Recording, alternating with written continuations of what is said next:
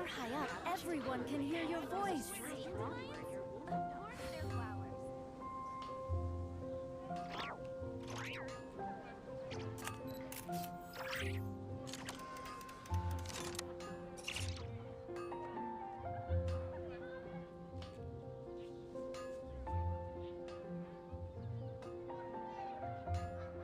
When you're high up, everyone can hear your voice.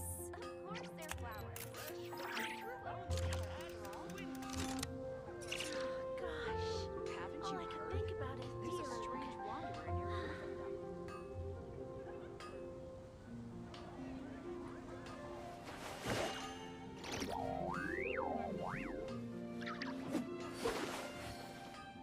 When you're high up, everyone can hear your voice.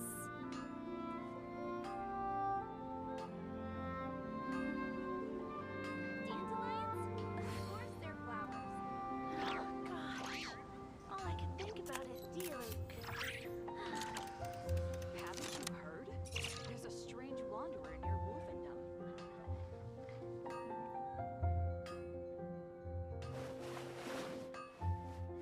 When you're high up, everyone can hear your voice. Dandelions? Of course they're flowers. Rebooting. Gosh, all I can Haven't think you about heard? is Diluc. There's a strange wanderer in your wolfendom.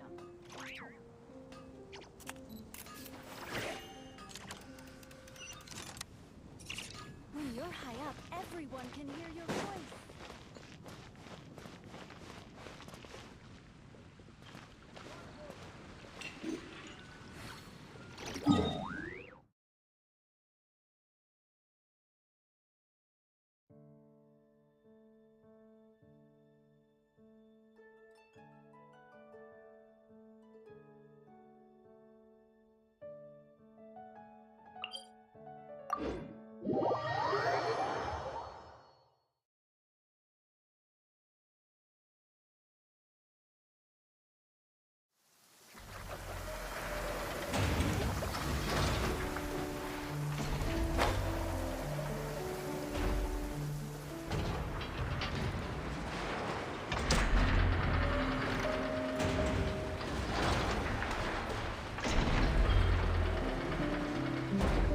Save me.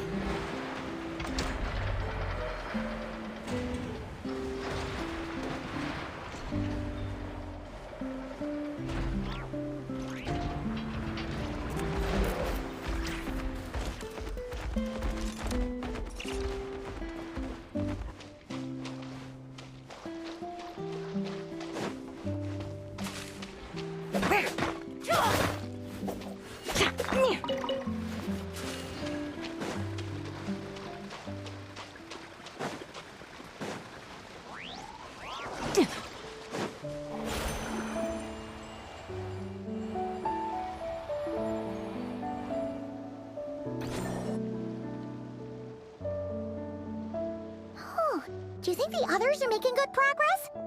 Hope it's all going smoothly.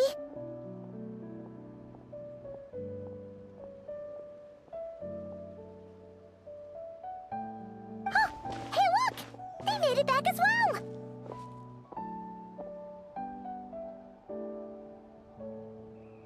Prince! Llama! How did it all go? All is well, thank you. Nefer and Yehoda had to stay at the curatorium to wrap things up, so they won't be joining us for now. I ran into Miss Anefa and Miss Aino on the way back. Their work is still in progress, so I suspect they won't be back for a while either. You seem rather cheerful today, Mr. Flintz. I certainly am. I achieved what I set out to do and came away with more than I bargained for. Fighting alone can get quite tedious, but I had the good fortune to run into a pair of brave young warriors. We meet again. How have you been? Albino! What are you doing here?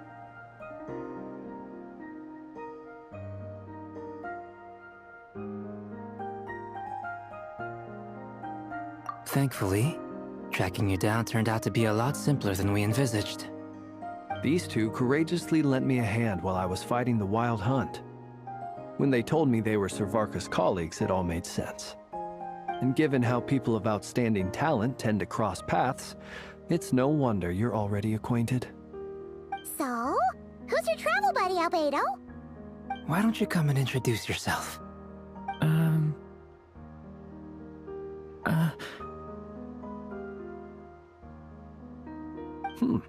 A gentleman of few words, I see. And a rather stern countenance. I presumed you were acquainted with him. Is that not the case?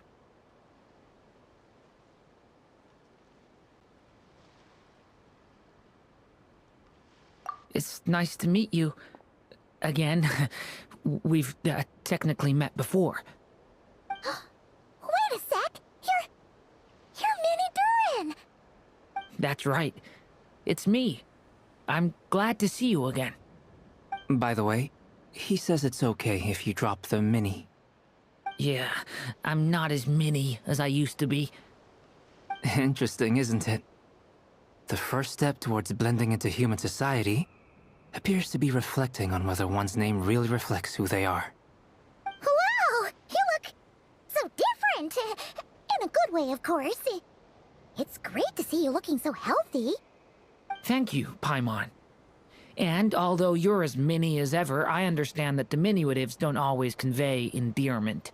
I'll be sure to simply call you Paimon as a sign of my great respect for you. Wow! You're such a smooth talker now. Paimon could get used to this. From now on, you may refer to her as your esteemed guide, Paimon.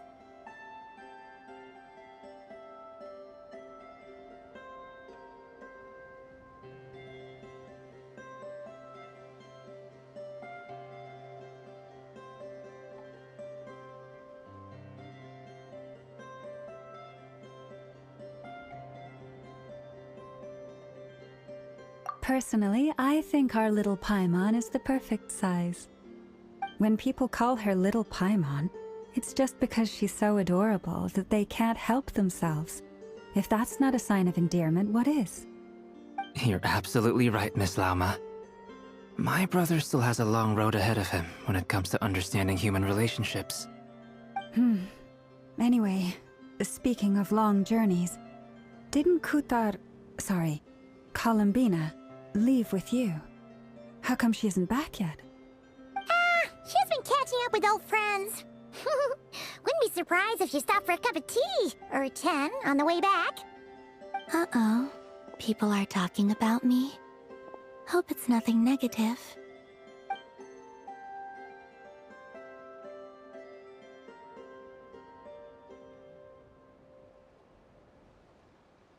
Judging from your expressions, I'm guessing it all went well? It's getting crowded here. I'll go grab some chairs. No need. This is a job for an alchemist. I'll whip some up momentarily. Thank you for your hospitality, ladies and gentlemen, but I was merely escorting my friends back. I'll be meeting Zendrone shortly, as we still have some things to discuss. It's been a pleasure, everyone. But this is where I'll say goodbye. We really appreciate your help.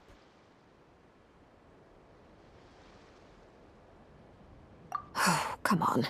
Spare the formalities. I'm just glad I could help out some true friends. I understand.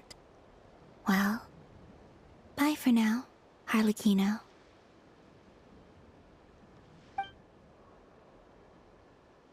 Oh, this place is hopping. It's probably a good thing one of us left. Otherwise, we might not fit all these people in. Are you saying we're about to run out of chairs? As a matter of fact, I am. Come on in and see for yourself.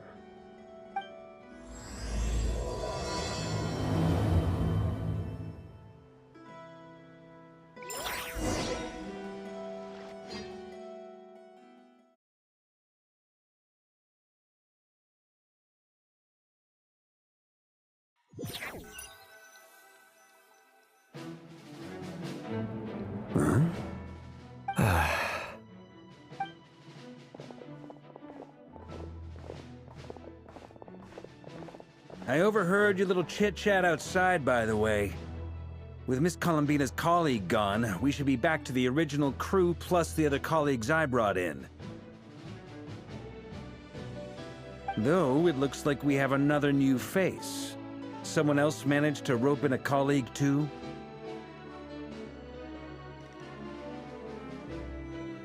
Frankly, you and Paimon are the only people I know here. This here is Deansliff, colleague of Teyvat's greatest guide, Paimon, and greatest adventurer, the Traveler. Well, not exactly colleagues, more sort of friends. When someone else jumps in to do the announcing, you know you're speaking to someone important. Let's hear what he has to say. Note to self. Once Paimon knows your name, the rest of the world will soon follow. When he comes looking for us, it's usually something important. Paimon's guessing you've heard about the Wild Hunt, then. From the looks of it, you're about to hold a meeting. If I were to say that the Wild Hunt is our mutual enemy, would that earn me a seat at the table? As the saying goes, the enemy of my enemy is my friend. Mr. Dainsliff, there's a seat with your name on it. Though, I can't promise the same for everyone else. Hey, Albedo, think you can rustle up a couple more chairs? After all this time apart, Grandmaster Varka's first order is to rustle up a couple more chairs. I've missed this. Is he being sarcastic? Hey, he's your brother. Why are you asking us? I've still got a lot to learn about the nuances of human conversation. Trying to decipher Albedo's way of speaking has been like jumping in at the deep end. Oh, good point. Paimon gets you now. Don't sweat it. There are people who go their whole lives without getting the hang of it. You're ahead of the game already.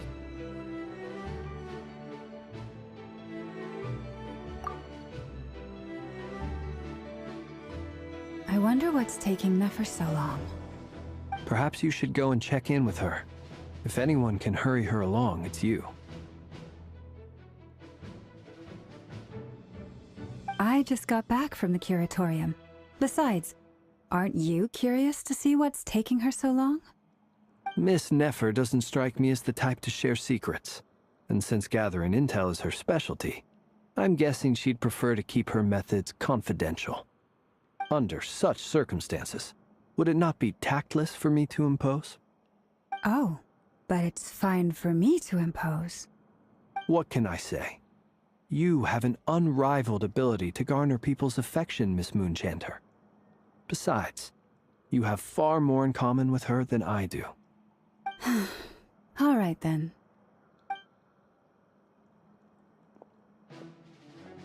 Impressive. She barely fought back at all. I admire your powers of persuasion, my friend. As I'm sure Miss Lauma will realize soon enough, the trick in life is to always pitch in with other people's responsibilities so that you can be selective with your own. Another trick is to simply hide in the background. Spoken like a true sage. Anyway, looks like we've got some time to kill before the meeting. Let's take a little breather, folks. And feel free to chat amongst yourselves. We'll get down to business once the other two arrive.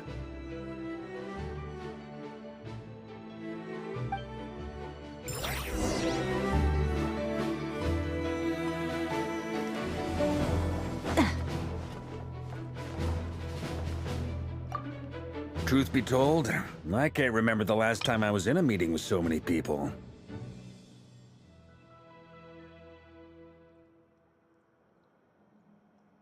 You're not alone there, my friend. The Lightkeepers also struggle to bring everyone together for a serious discussion. I don't doubt that. I've only ever met two Retniki, one being you, and the other being that young guy, Itlua.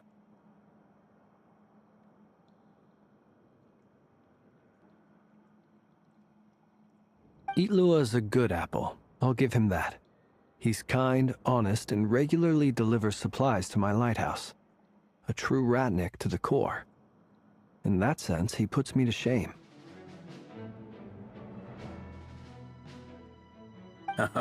So you're what?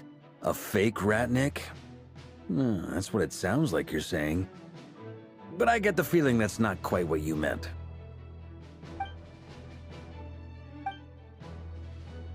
Come on, why the awkward silence? Sorry. I'm not even gonna bother trying to hide it. You've known all along, haven't you, my friend?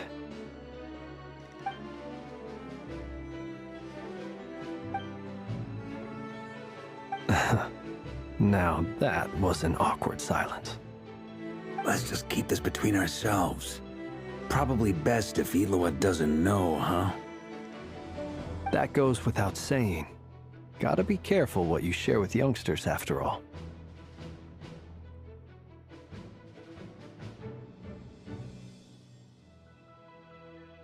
Anyone else in the know? Let me guess. The Traveler and Paimon? It's dangerous being too sharp for one's own good, you know. Then, in the name of the Animo Archon Barbados himself, I swear your secret's safe with me. When we went for drinks, you said that you and Barbados were practically best buds. In the light of that claim, do you really expect me to take your oath seriously? Of course. Just as long as you don't go spreading around the fact that I'm close with Barbados, all right? Fair enough, then.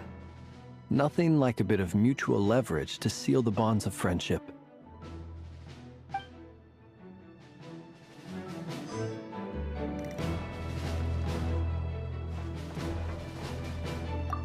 Is there something you'd like to say to me? Yeah! For starters, why'd you just show up here without even giving us a heads up?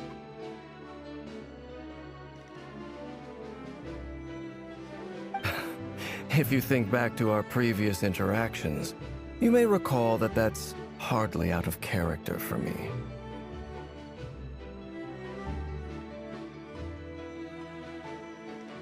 You do have a point there.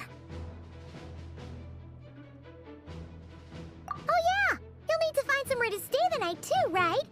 Want to tag along with us? You never know. We might get a group discount.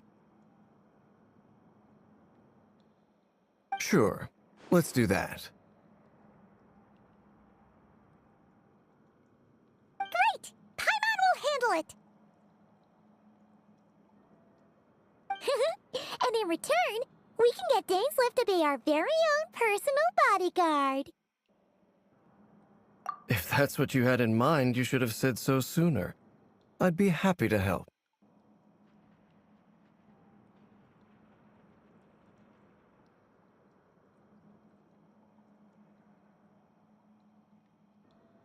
Oh, okay then. Paimon was only kidding, but good to know.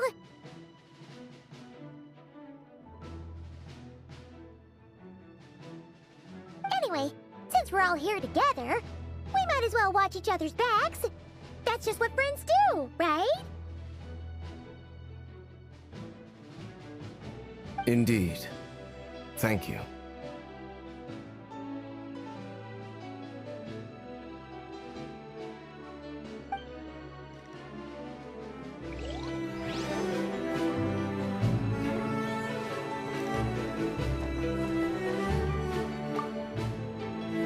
You're both awfully quiet. Why don't I start us off with an icebreaker? Much obliged. Have either of you ever had your portrait painted? If not, I'd be glad to help. That sounds like a lovely idea. You know how to paint, then?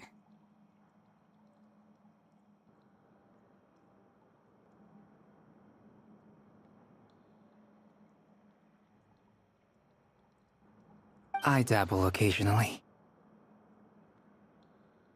He's an excellent painter.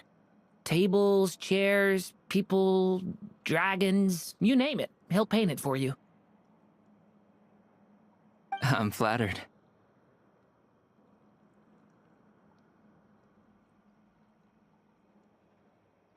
If I ever get the chance, I'd like to give it a try myself. I'll bear that in mind. Anyway, how about you, Durin? What sort of portrait would you prefer? Oh, I'd be fine with anything.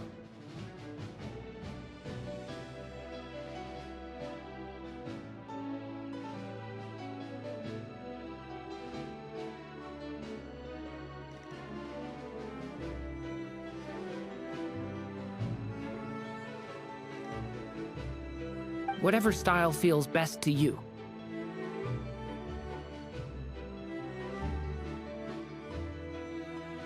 Very well. Then I'll play it by ear. You can replicate any style I want? I can try. If you show me a sample, I'll do my best to match it. Thank you. In that case, I'll dig up some reference material for you.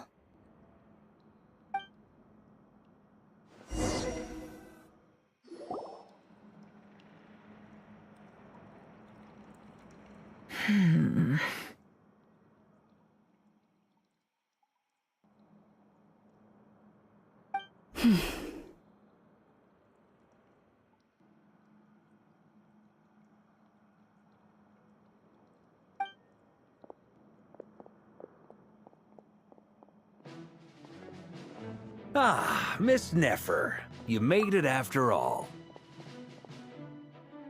But what about Yehoda? I'm here to give you an update on how things are going on our end. Once this is over, I'll be heading straight back to continue my work.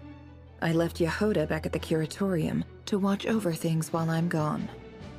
Huh. So much for just this once.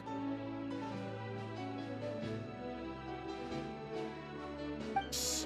Not so loud! We're on a roll here.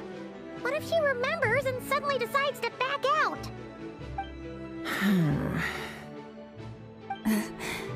Did you say something, Mr. Varka? Huh? I didn't say anything. Right, Flint's?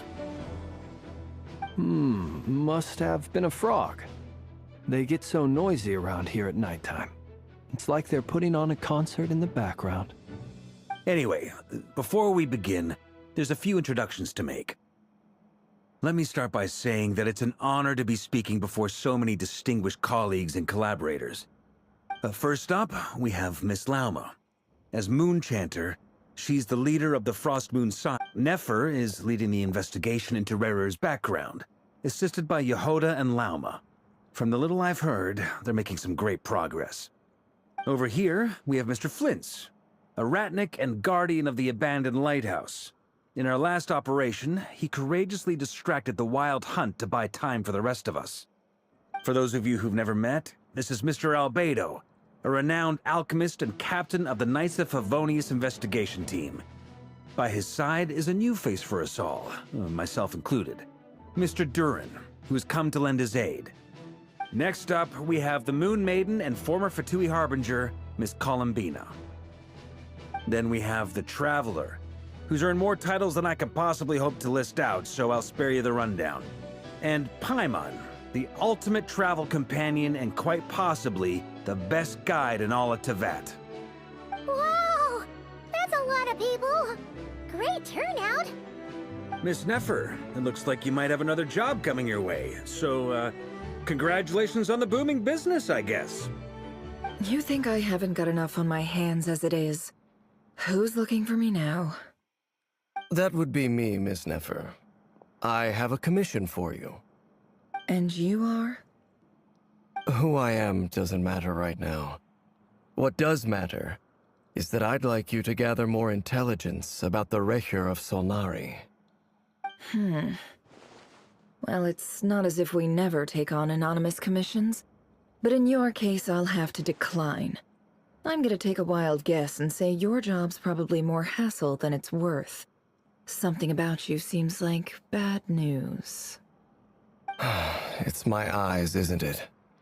Conrian, I assume. And what's with the mask? Are you trying to hide your identity?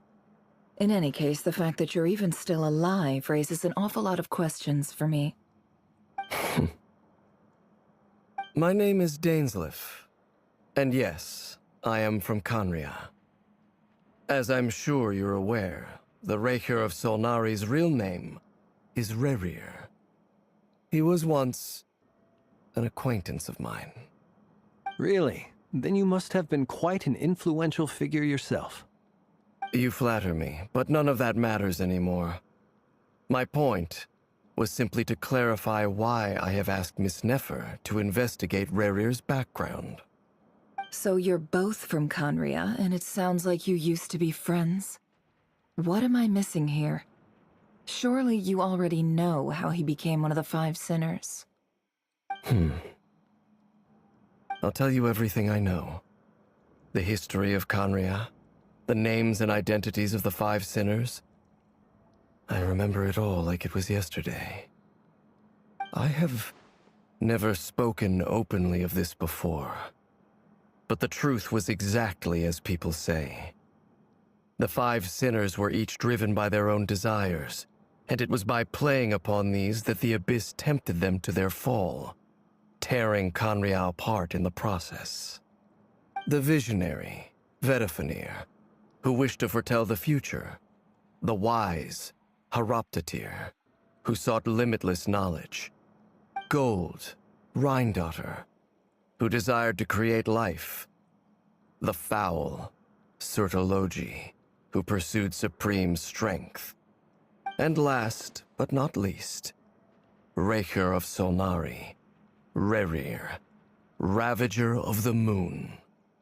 Of the five, Rerir is the only one who remains a mystery to me.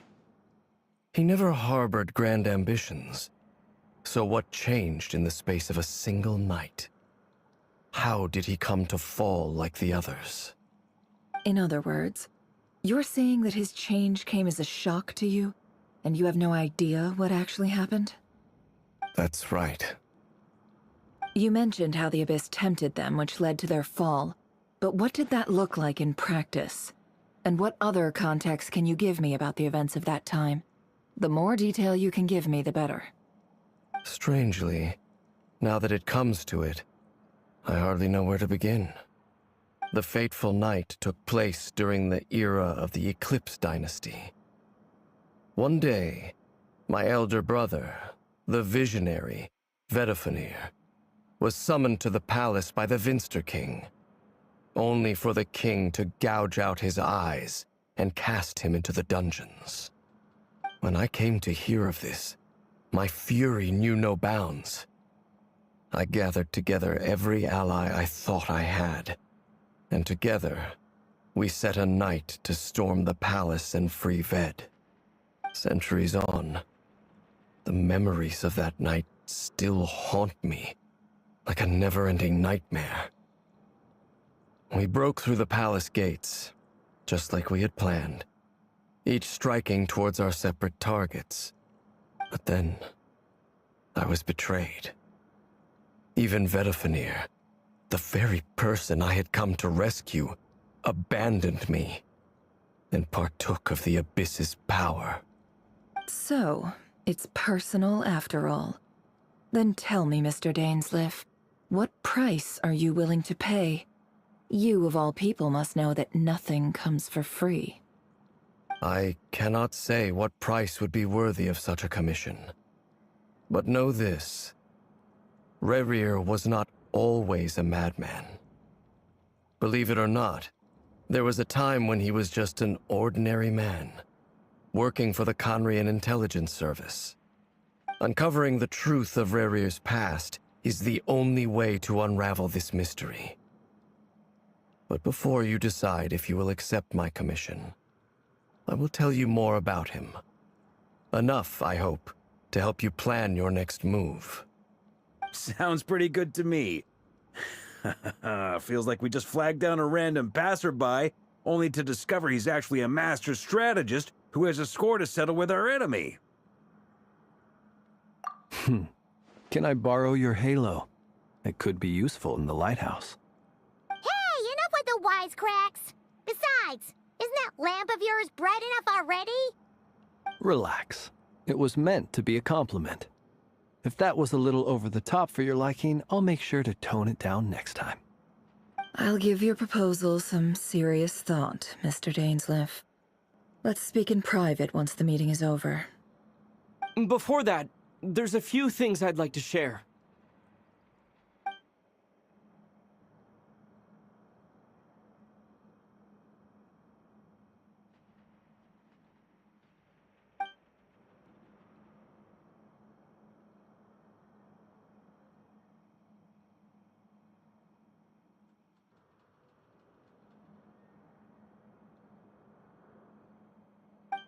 Now that we've united the hearts of the three moons, your power should be greatly enhanced.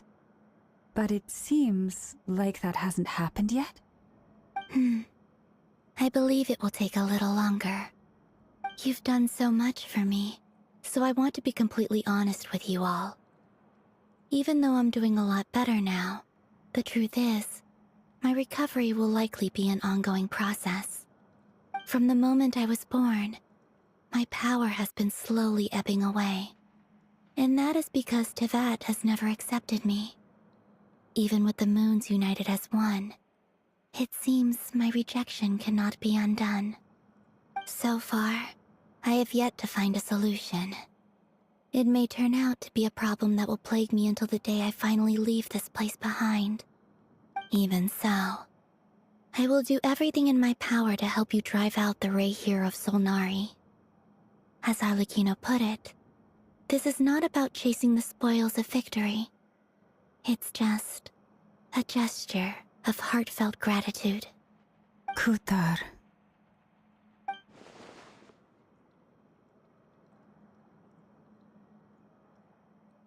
Defeating the Ray here of Solnari will be no easy task. While my strength slowly recovers, we'll also need to gather more intel.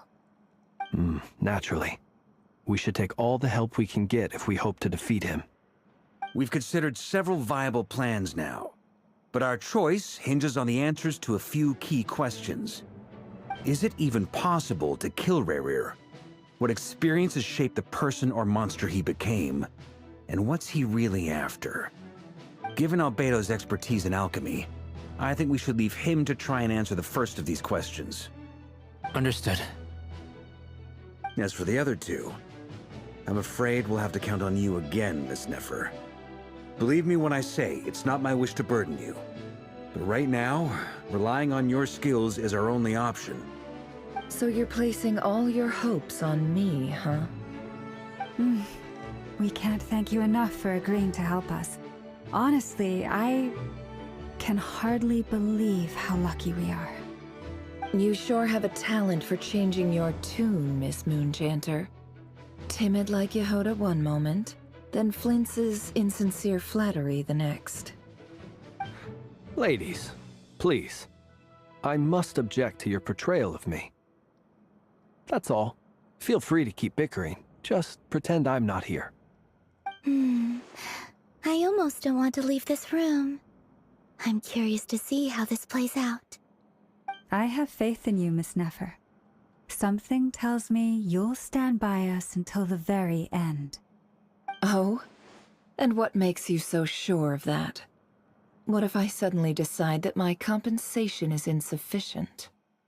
This isn't about the money. I can sense that you've got a deep-seated distaste for Rerir.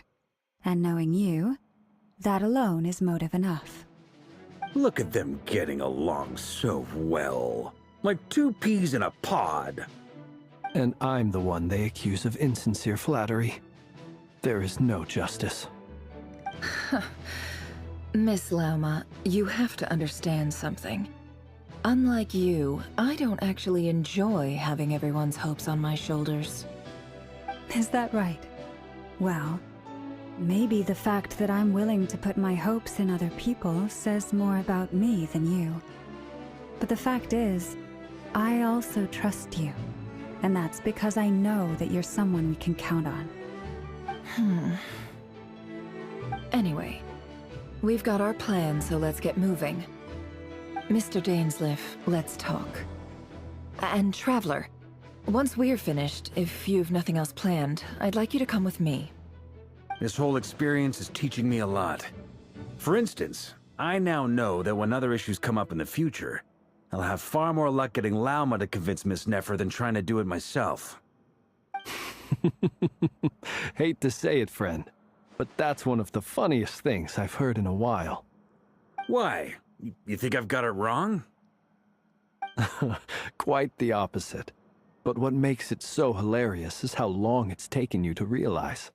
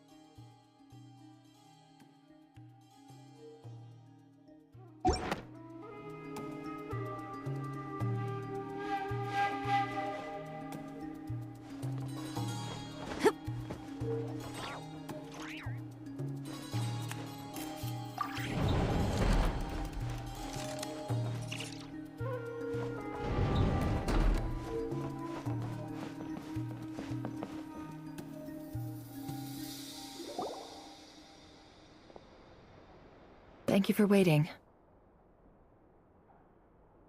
That's okay. We actually used the time to help Dainsleif get a room at the hotel. That's very considerate of you. Now, I trust you share my curiosity about Rarier's past, and you seem fairly familiar with Mr. Dainsleif already. We spoke at some length after the meeting. He was the one who suggested I should invite you to join this operation. He feels confident that these secrets will be safe with you. Dane has a lot of faith in us, that's for sure.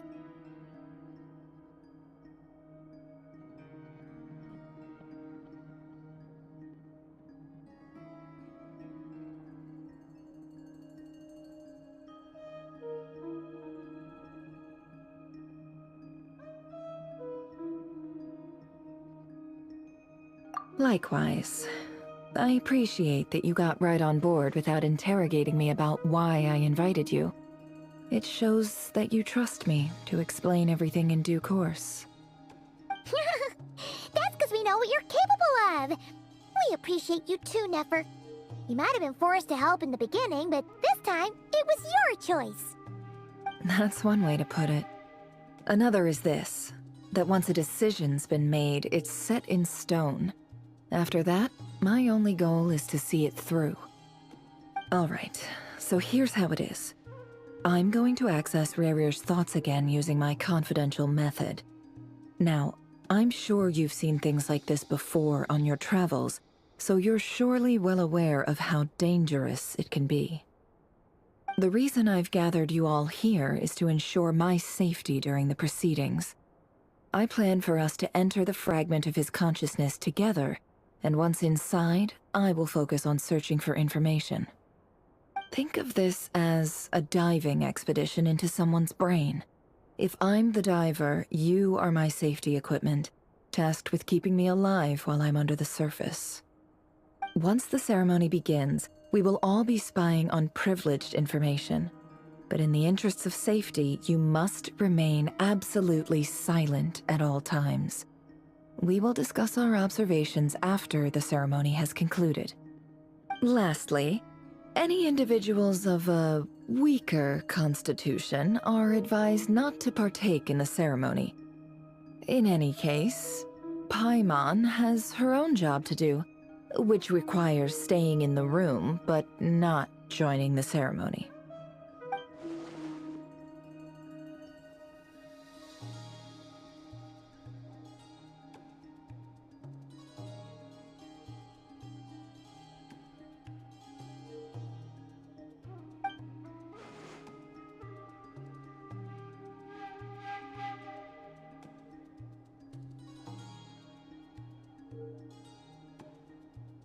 Well, good luck, everyone!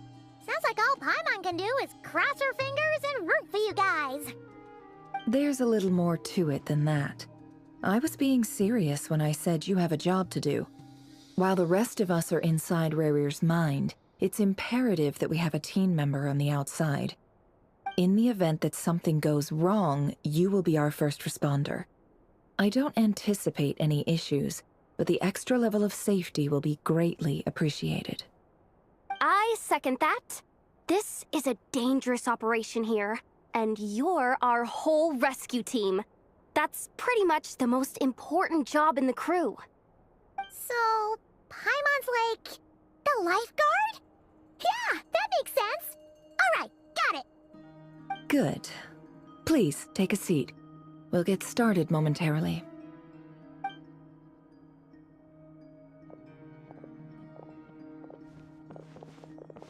So, did Mr. Dainsleif tell you anything else? He told me that he believes Rarir kept some big secrets in his life. He's not sure that they were the cause of his eventual downfall, but he's asked me to uncover what those secrets were all the same. But surely you're not planning to go through with this, no matter the cost. If you think that, you'd be overestimating me. I'm a businesswoman, not a mercenary. But I do have my own professional reasons for taking this job. You think I'd turn down the opportunity to get a first-hand glimpse into Conrian history? No chance. Well, as long as you don't let morbid curiosity get in the way of safety concerns, we're good. We'll do whatever we can to help you. You're such a killjoy.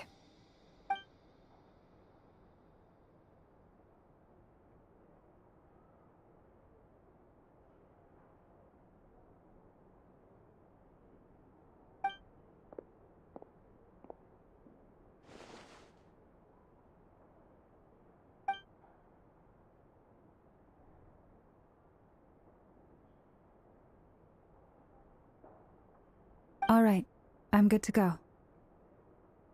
All set over here, too.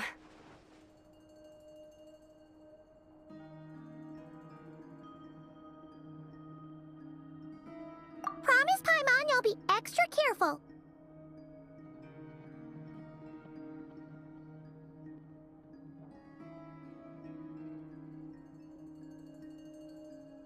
All right. Let your whole body relax. We're about to begin. Close your eyes.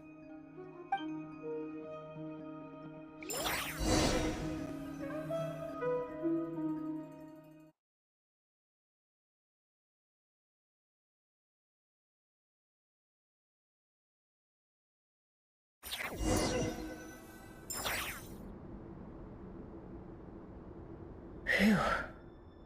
Could this be his office? Pretty standard setup. Bookshelves, paperwork, files. According to Dainsliff, Rarier used to be an intelligence operative. Chances are there's plenty of top-secret intel stashed away in this room. Is this where you keep your secrets, Rarier? Can't say I'm not looking forward to this.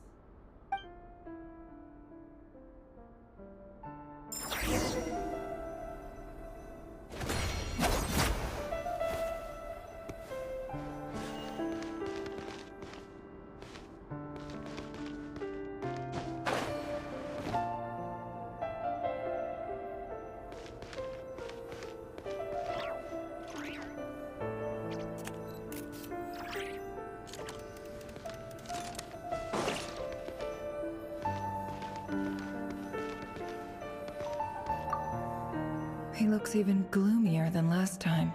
I wonder what's changed.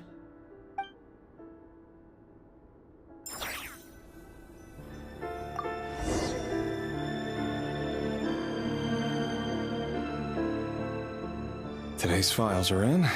Time to wade through them just like usual.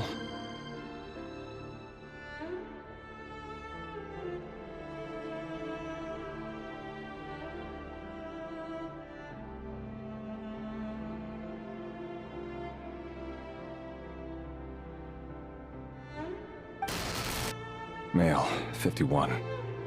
Occupation, cook. Confirmed Crimson Moon descendant. Has maintained frequent contact with other descendants over the past year. Poses a threat to the dynasty.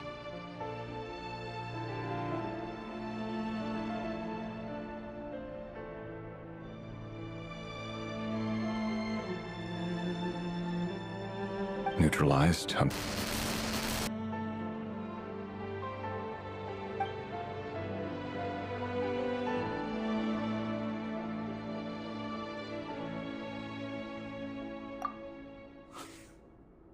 This one should be archived under purged targets.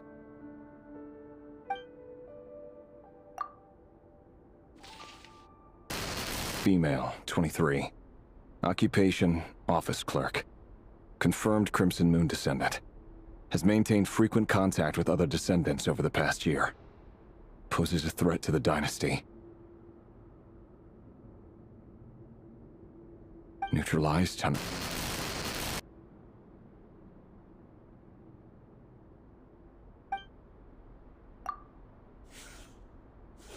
Another one for purged targets.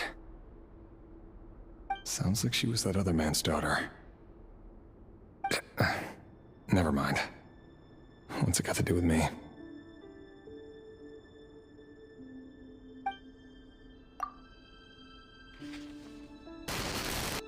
Male, 40. Occupation, teacher. Confirmed Crimson Moon descendant. Has been observed making contact with other descendants during the past year. Poses a threat to the dynasty.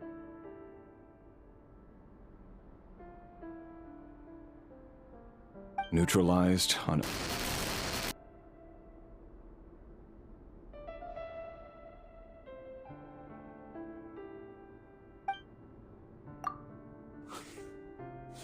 Just another nobody for the archive. Come to think of it, I remember surveilling this man. A case like his never would have been considered a priority in the past. Huh. He barely even interacted with other Crimson Moon descendants.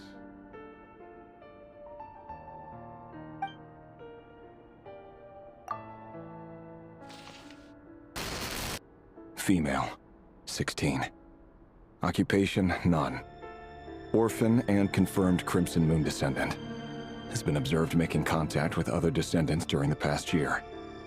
Poses a threat to the dynasty. Neutralized on...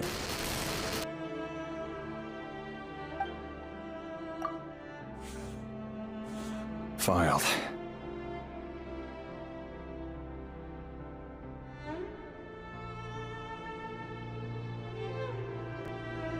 I have no recollection of this girl. None whatsoever. She doesn't seem to be anyone important, but then again, how many of them really are?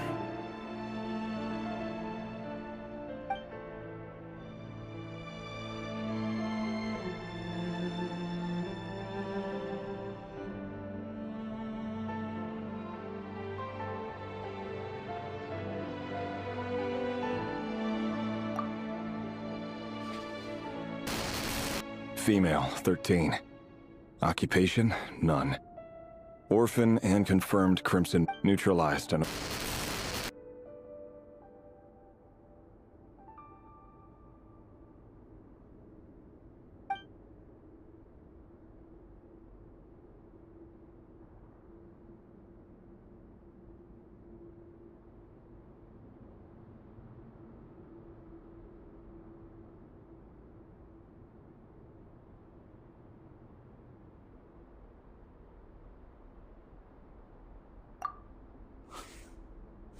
filed.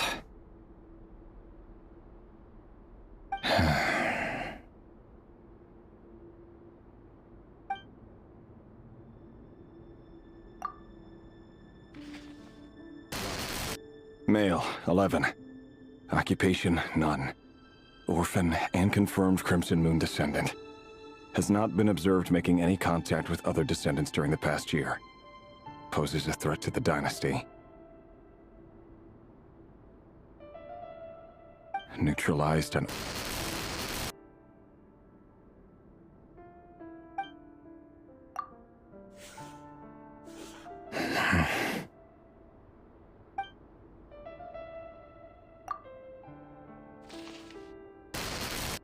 Male. 6. Occupation, none. Orphan and confirmed Crimson Moon descendant. Poses a threat to the dynasty.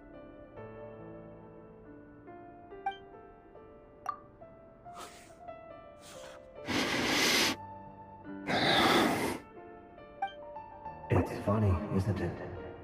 Your job is becoming both harder and easier at the same time, depending on how you look at it.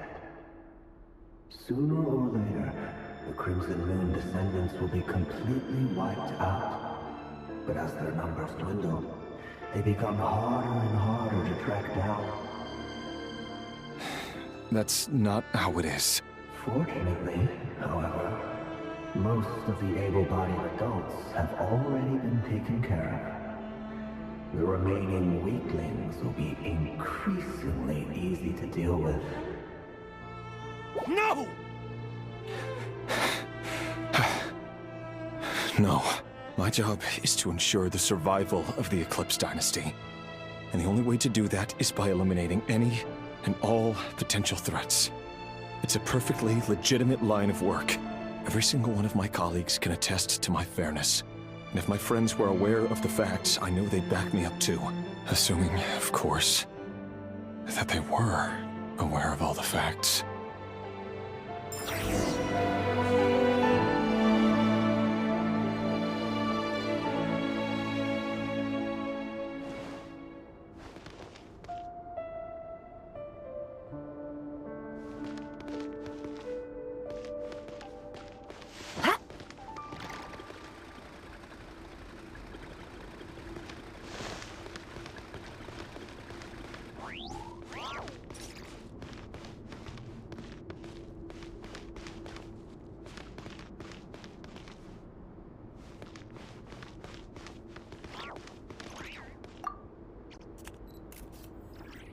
A box containing a ring inlaid with a precious gem.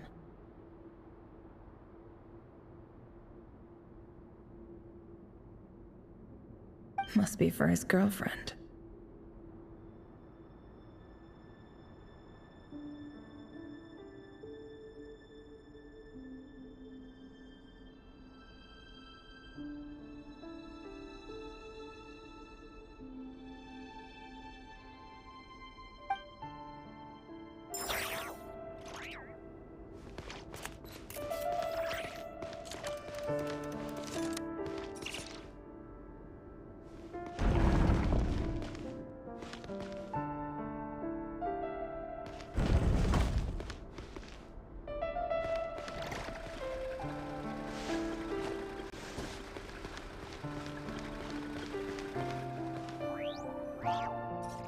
Mr. Vedifalnir?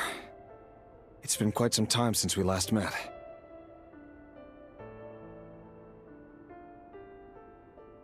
Revir, I trust you're here because you have something important to discuss.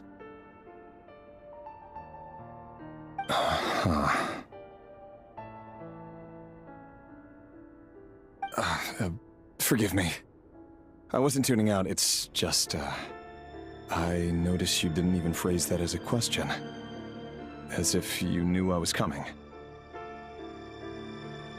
Tell me, does someone in your position ever feel the need to ask questions at all? It is indeed within my power to foresee certain things. Things like your arrival. I was just thinking. It won't be long before I'll be inviting both you and Dane to my wedding. That isn't a lie, but nor is it a fact as such. It's a wish, isn't it? No fooling a prophet, is there? Ever since that day we met for drinks, I knew it was only a matter of time before you came looking for me. Does it feel good? Knowing how the future will unfold. I'm afraid the notions of good and bad fail to capture the complexity of what such a power entails. Once you've seen what will come to pass, it can be all too easy to succumb to fear and melancholy. Unless, of course, you learn to abandon these feelings.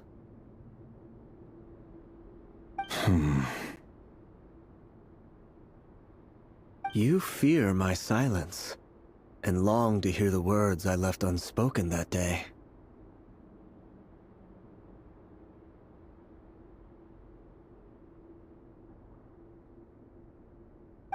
That's right.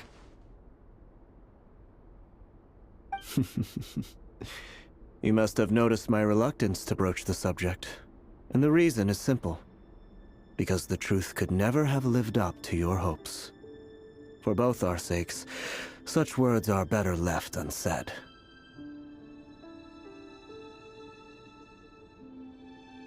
The burden of prophecy was never meant for your shoulders. So who exactly do you deem worthy to hear your prophecies? None but our exalted king? Or rather, our king as he once was.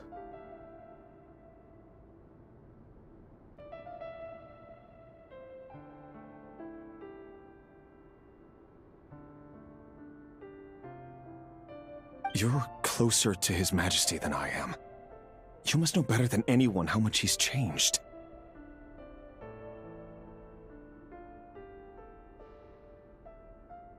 You say that as though it is to my benefit. Yet precisely because of that, I dare not speak rashly. A king can turn out to be the most virtuous of rulers, or a tyrant more terrible than the most vicious of dragons.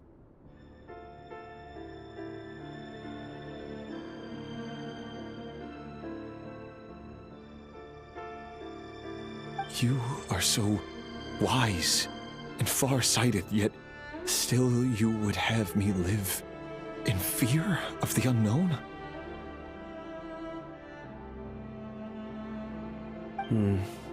You make a fair point. Especially given my silence alone was all it took to send you spiraling downwards.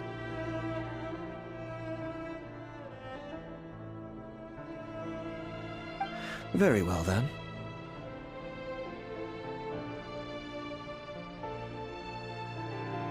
Let me offer you some advice.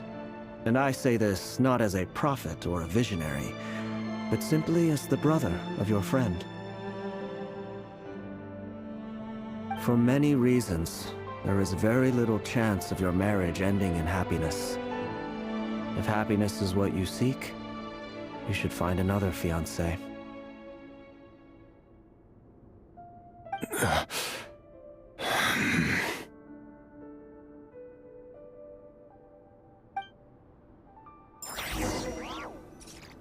Hold on. There's that same black fog again. Could this memory belong to Thelindis? Guess I'd better tread carefully.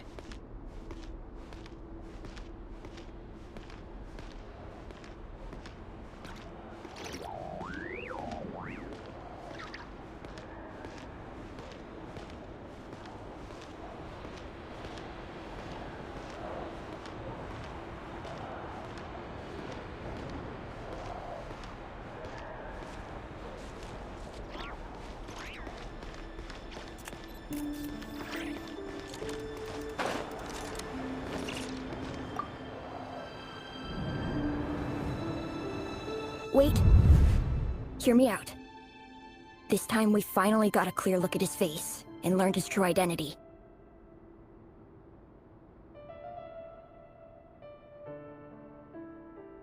His name is Rayrir, and he claims to be one of the king's guards.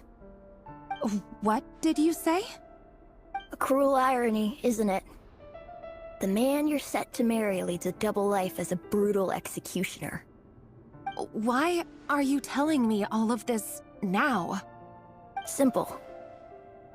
It's because I want you to kill him. You are the only person he would never suspect. No, absolutely not. I would never dream of doing such a despicable thing. So you'll just stand by and watch him slaughter us to the last? Do not forget that the blood of the Crimson Moon flows in your veins too. The blood of the Crimson Moon? What does that matter now? The dynasty has long been dead and gone. You think that alone is reason enough for me to throw away everything I have? Why wouldn't it be? You two were once a child of the Crimson Moon, just like me. Don't tell me you've never felt so much as a flicker of fury for the way we were trampled into the dust. As long as you promise to abandon this pipe dream of restoring your dynasty, I can try to persuade him. Or have him persuade the Vinster King. Persuade the Vinster King? Do you even know why he's so obsessed with hunting us down? Why he keeps trying to force us to hand over our secrets over and over again? Or why we refuse to give up on restoring the dynasty? The Vinster King. A blind fool. His eyes clouded by powers from beyond this world. A petty little man with a miser's heart. And he dares to sit upon the throne? Mark my words. Sooner or later, Khaenri'ah will fall. And it will be his doing. If you can't bring yourself to do it, so be it. Just you watch. It won't be long before calamity descends upon us all. The Rayrir of Solnari. That really is quite a secret you've been keeping from me, Rayrir. But who am I to talk? Am I really any better? I've kept my own past a secret this whole time, too. Love should be built on honesty. But ours was born from lies. And yet... is it really so wrong to hide things that would only make life harder? If we don't cover up the parts that no one else should see, how can we go on pretending to be normal? Vedifilnir must have known all this. And that's why he made his prophecy. In the end, nothing stays hidden forever.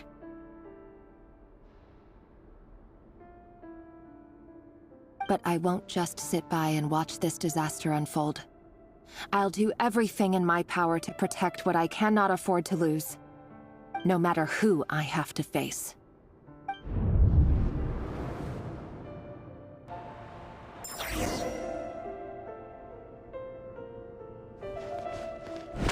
Huh?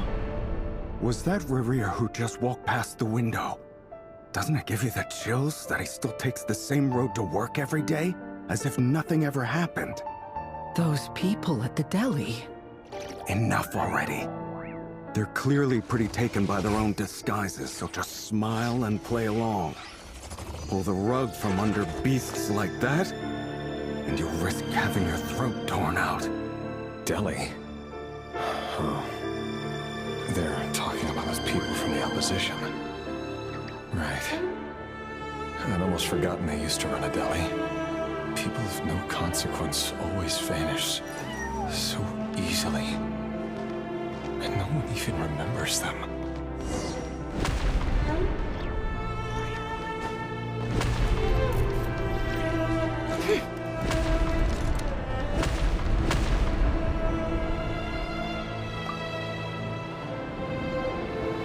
But surely you can see he's not the man he pretends to be.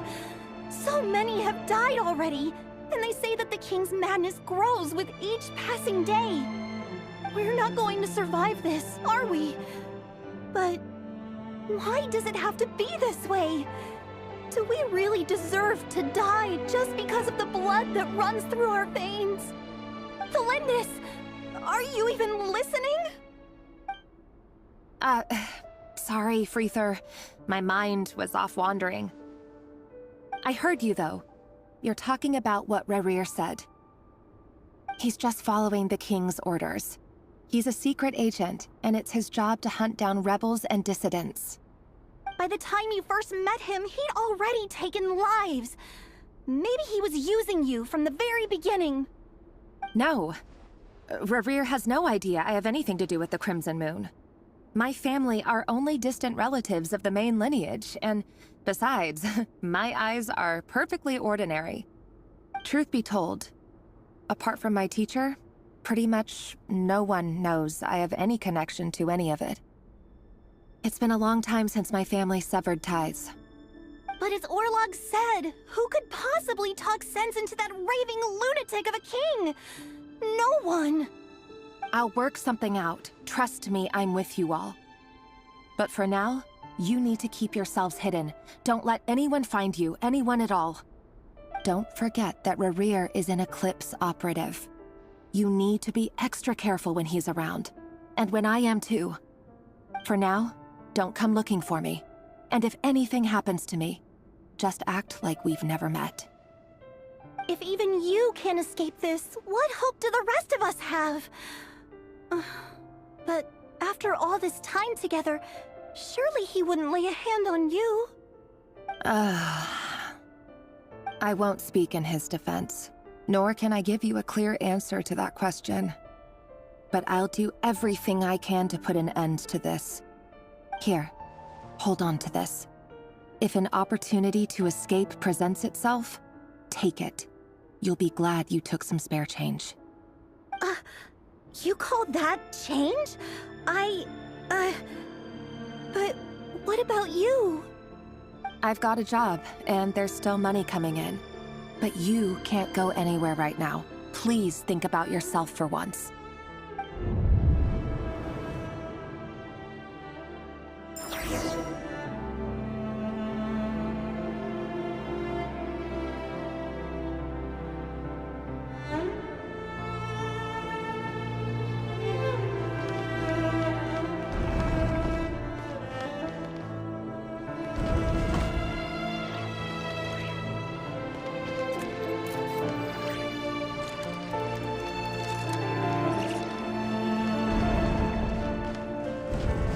Another day, another round of assassination training.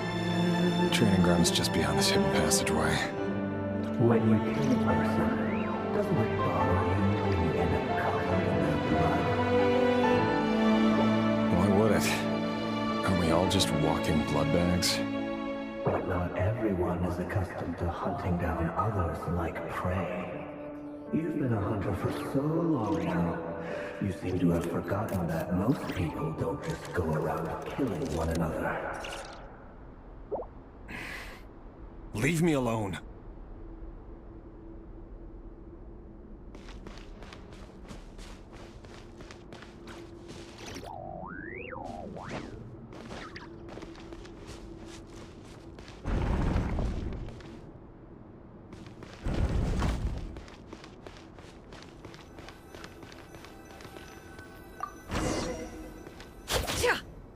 Make sure you have a firm grip on the handle. Then choose your angle well. Keep your movements light and brisk. The prey won't sense a thing. I'll bet no one's ever died a quiet death. I work clean. No traces.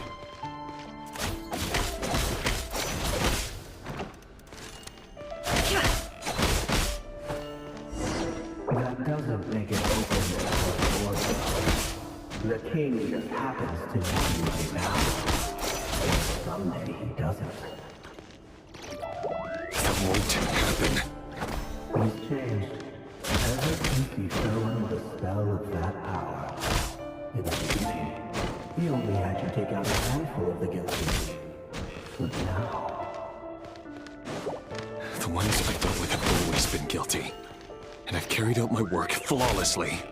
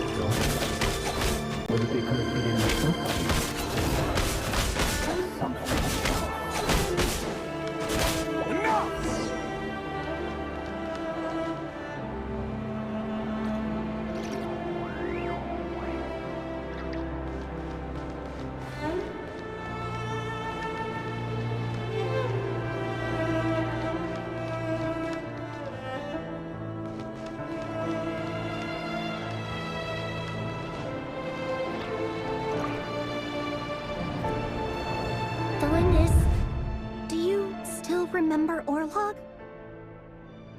Orlog? The boy who was pretending to sell flowers. You spoke for quite a while, didn't you? Yes, we did. What about him? He was arrested 2 days ago. Chances are he's already dead. He... I just don't get it!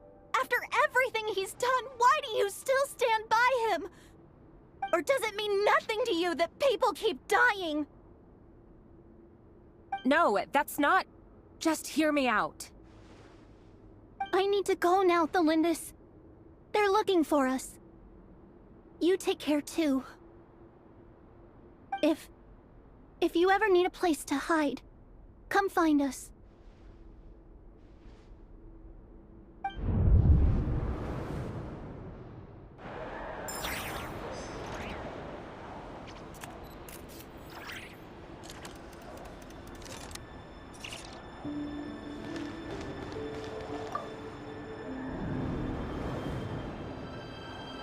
Author Thelindis.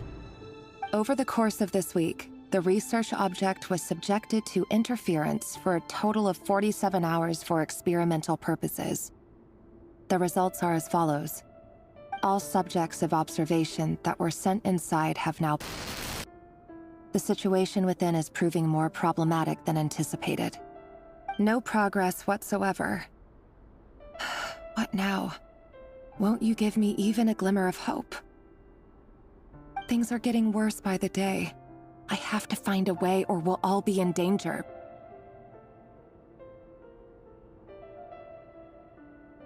But I... If all this research comes to nothing, what then?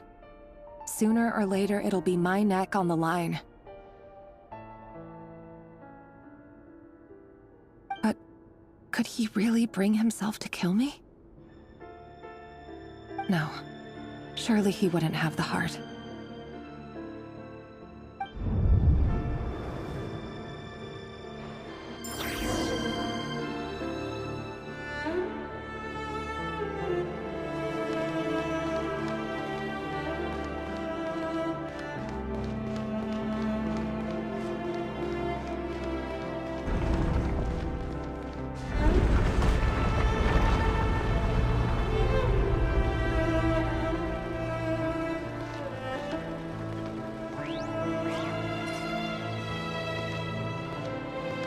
Why won't you just let us go?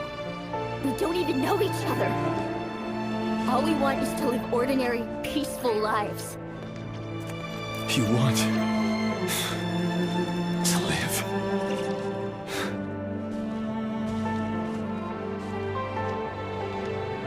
Yes. I just want to go on living. Is that really such an unforgivable crime?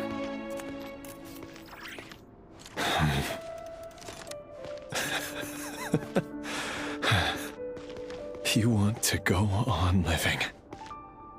I want to keep living too. To keep living forever. That's why I have no choice but to continue on the path I'm on. If only some savior would suddenly swoop down and change the way the world is. Too bad that's not going to happen. Imagine that. If there really were such a person, you and I wouldn't be standing here like this, would we?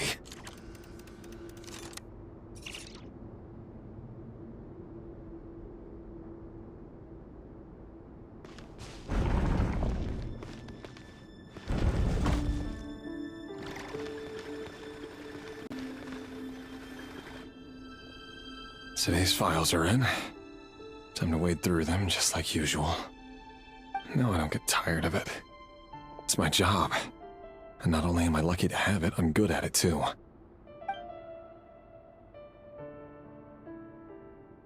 Huh. Wait. That's... Thalindis? No. No! No! Why? But you bear no mark of the Crimson Moon. How could you possibly have anything to do with them? It cannot be! A diluted bloodline. Carefully concealed. I see it now. You've been living in the shadows just like me. What a fool I've been. Numbing myself with talk of justice. Even imagining my friends would back me up. But in the end, Irminsul. Finster King! How far are you going to take this? From the direct bloodline to secondary offshoots? And then what? Today it's the descendants of the Crimson Moon. Who will it be tomorrow? Will you not rest until everyone down here is dead? No. This cannot go on. This is where it ends.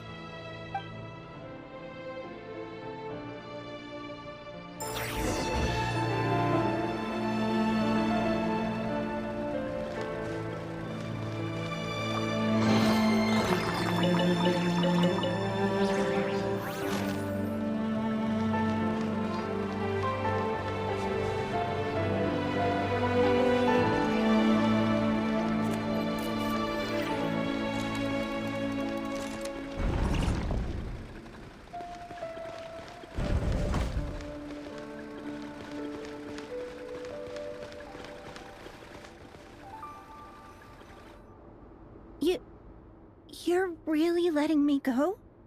I am. As long as you can guarantee that no one will find you. Don't worry, I'll be extra careful. No one will know I was here. But... what about you? Me? If you let me go, you won't be able to complete your mission, will you? Good point. In that case, maybe you should stay. No, please! I just want to see the outside world again. To... Go on living? Yes. I know you're a man of your word. So please, just let me go. If I let you leave, what will become of me? Just kidding. Go, now. But remember, don't let anyone know you were caught. We'll be seeing each other again very soon if you do.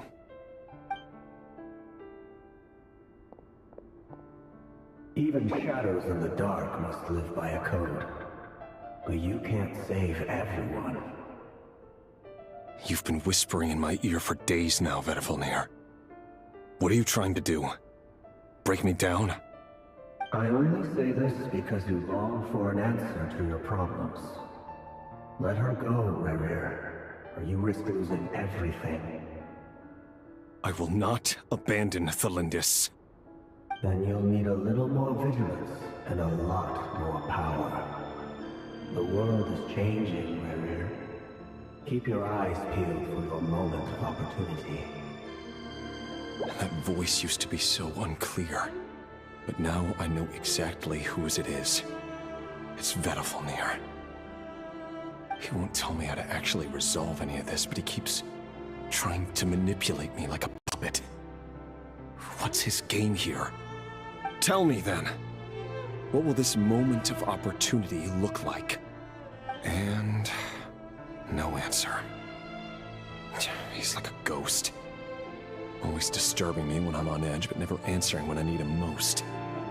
So, the Eclipse Dynasty was purging, well, massacring the descendants of the Crimson Moon.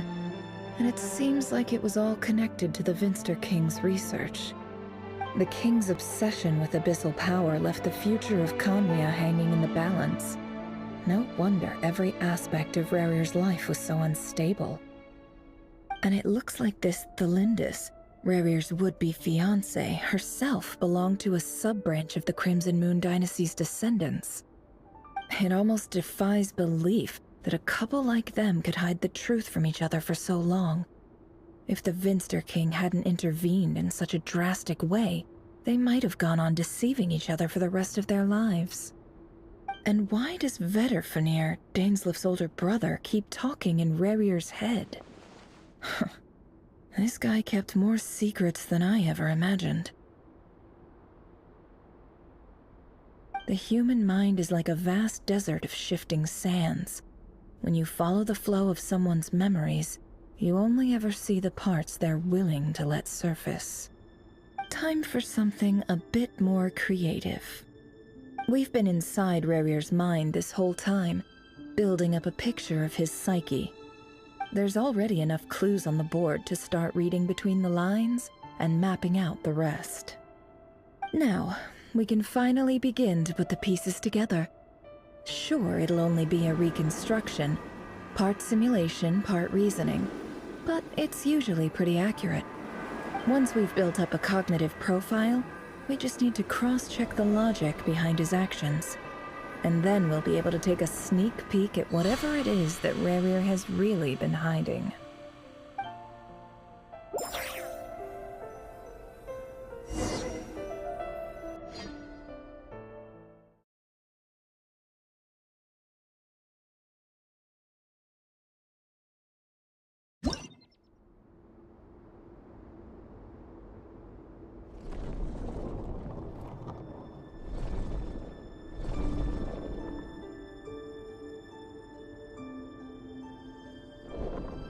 Rarir, are you there?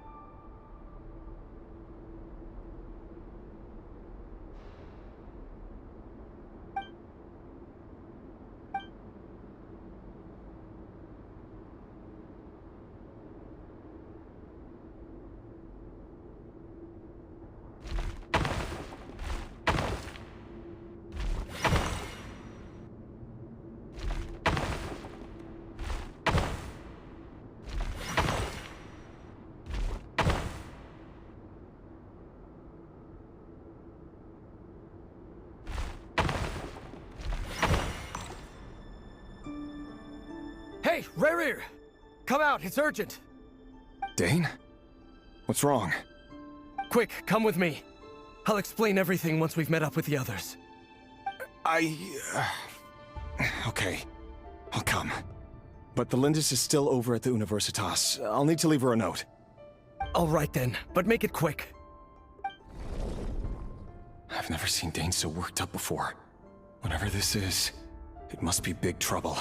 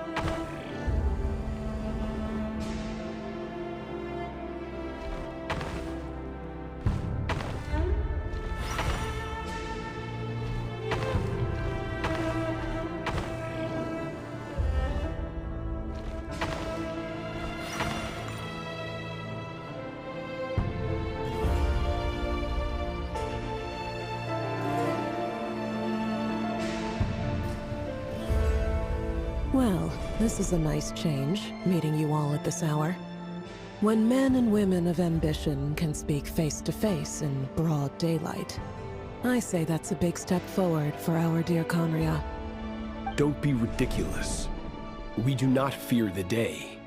Why would we seek refuge in the night? You might ask your blade that same question.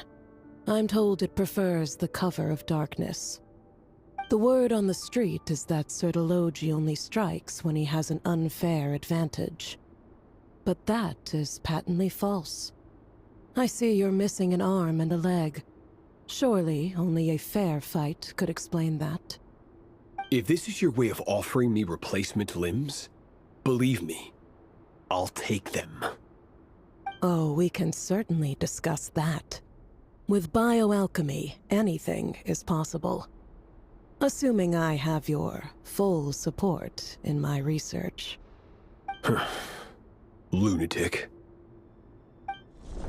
Robtatir, what brings you here? Why, Dainsleif, of course. He invited me. Please, cast aside your apprehensions, Miss Rhine-daughter. Whatever the rumors may say, I am but a humble servant of the king, and I can assure you he affords me no greater convenience than he does you. Well, the Universitas Magistrorum won't stop fawning over you, so at least some of the rumors must be true. You're clearly doing well for yourself, so drop the humble servant act. It endears you to no one. You're president of the Universitas Magistrorum, the chief royal mage known as the Wise by royal appointment, and by far the most favored among the 4 pillars of Conria. Vice President Veit doesn't even try to hide his envy when he sees you. My success is the product of hard work and good luck. It's as simple as that. Were the king not such an extremist, I hardly think I would have received a senior post at my age. Of course, no job is without its gripes. Serving a king like ours can be a challenging task, as I'm sure you can imagine. And as for Efterveit, in missing out on the presidency, he's dodged a mountain of stress. Like everything else in life, it comes with pros and cons. You're all here. I apologize for the short notice, but it was an emergency.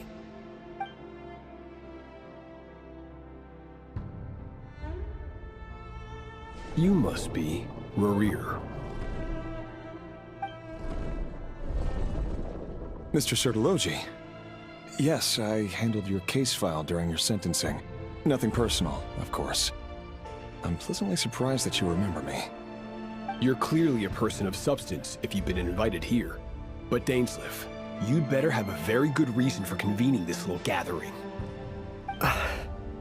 It's my brother, Vedalfenir. After he spoke at the court this morning, the king was so infuriated by his words that he had him blinded in both eyes and thrown in prison. Vedalfenir in prison? Strange. I thought the king trusted him and Heroptatyr more than anyone else in the world. Does this mean the king's circle of trust just got even smaller? It has nothing to do with trust. It's about what the king wants, which is as clear as day to anyone paying attention.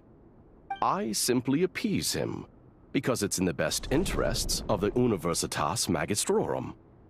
And also because you're slimy. Vedalfenir, perhaps less so. But still, a visionless visionary? It rather inclines me to think that qualifications are not what get you ahead in Khaenri'ah. Do you honestly think this is an important discussion to be having right now? Dane, what are you planning to do? Rescue Vedalfenir, I assume. Correct. It will mean storming the palace by force. Tonight. I need all of you on my side. That's far too dangerous. And don't forget, Dainsleif, you're captain of the Royal Guard. You swore an oath to the throne. Hmm? You've been planning this for a while, haven't you? I have no desire to commit treason. But whatever critique the king may have of Vedalfenir, disfiguring your most loyal subject for putting the best interests of his court and nation first, this is not the conduct of a wise ruler. My blade will force the king to see the error of his ways. So, Vedalfenir's prophecy enraged the king. I'm sure it wasn't what he wanted to hear, but if he won't take counsel even from the visionary, that is deeply troubling news. The extent of His Majesty's madness is now all too clear. The question is, how does a man like me get out of this situation unscathed? You have noble ambitions, Dane, but I'm afraid they don't do much for a guy like me. I'm not interested in saving the world. All I want is a letter of pardon. A letter of pardon? For whom? Thelindis?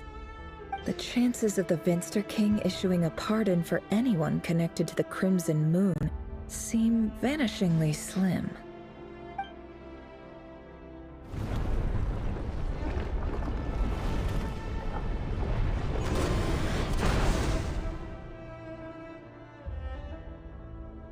This black fog over the board must have some connection to Thelindis. But why is it taking this form? Does it have something to do with Rerir's past? Another mystery I'll need to unravel.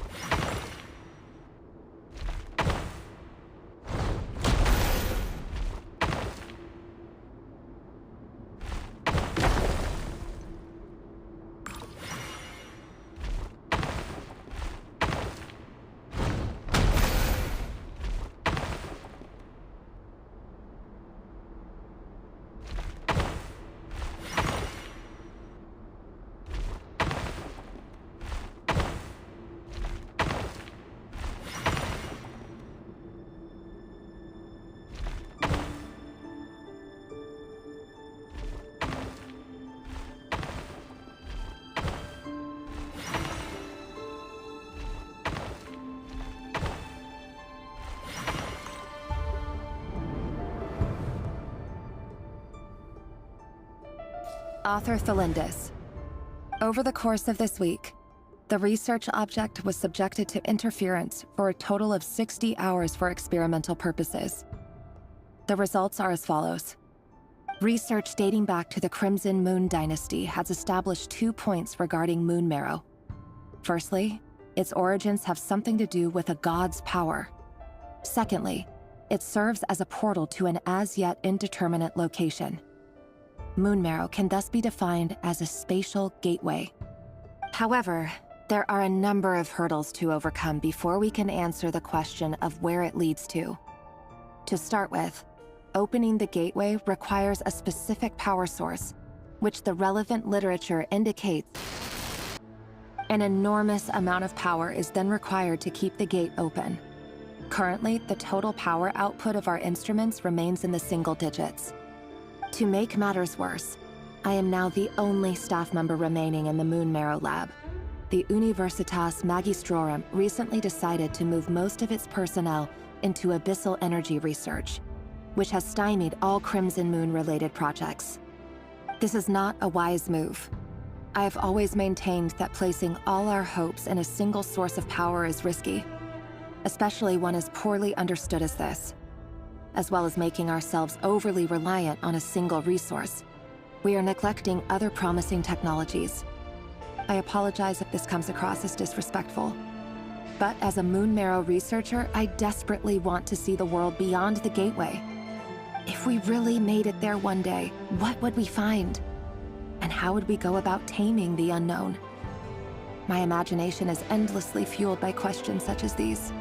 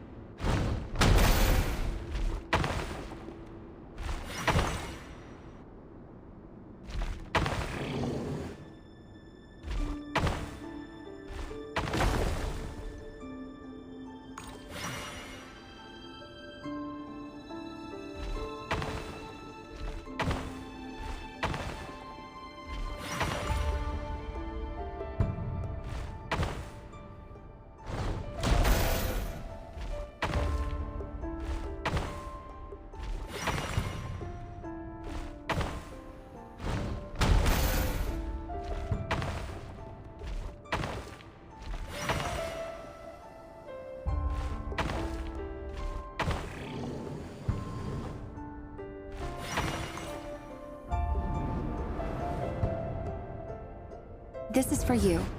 I heard you're gonna leave the city with your parents. The Lindis, did you hear about what happened? I've heard nothing. Rerir got back very late last Friday, and he was acting a little unusual, but he slept pretty well, so I'm guessing whatever he did was a good deed.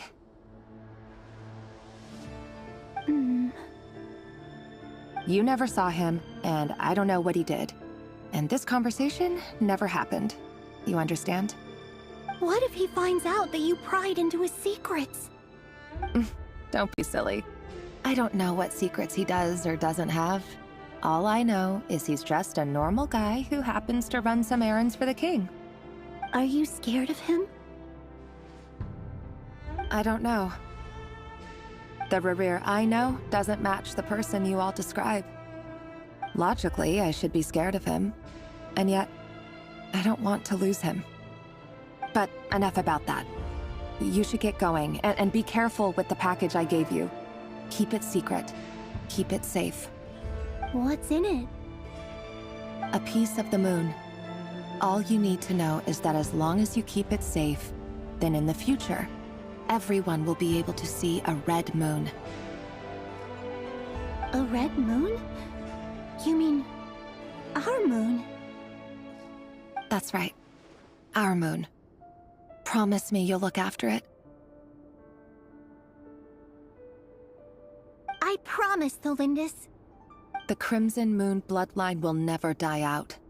Its light, the color of blood, will become like a fire that flows in our veins.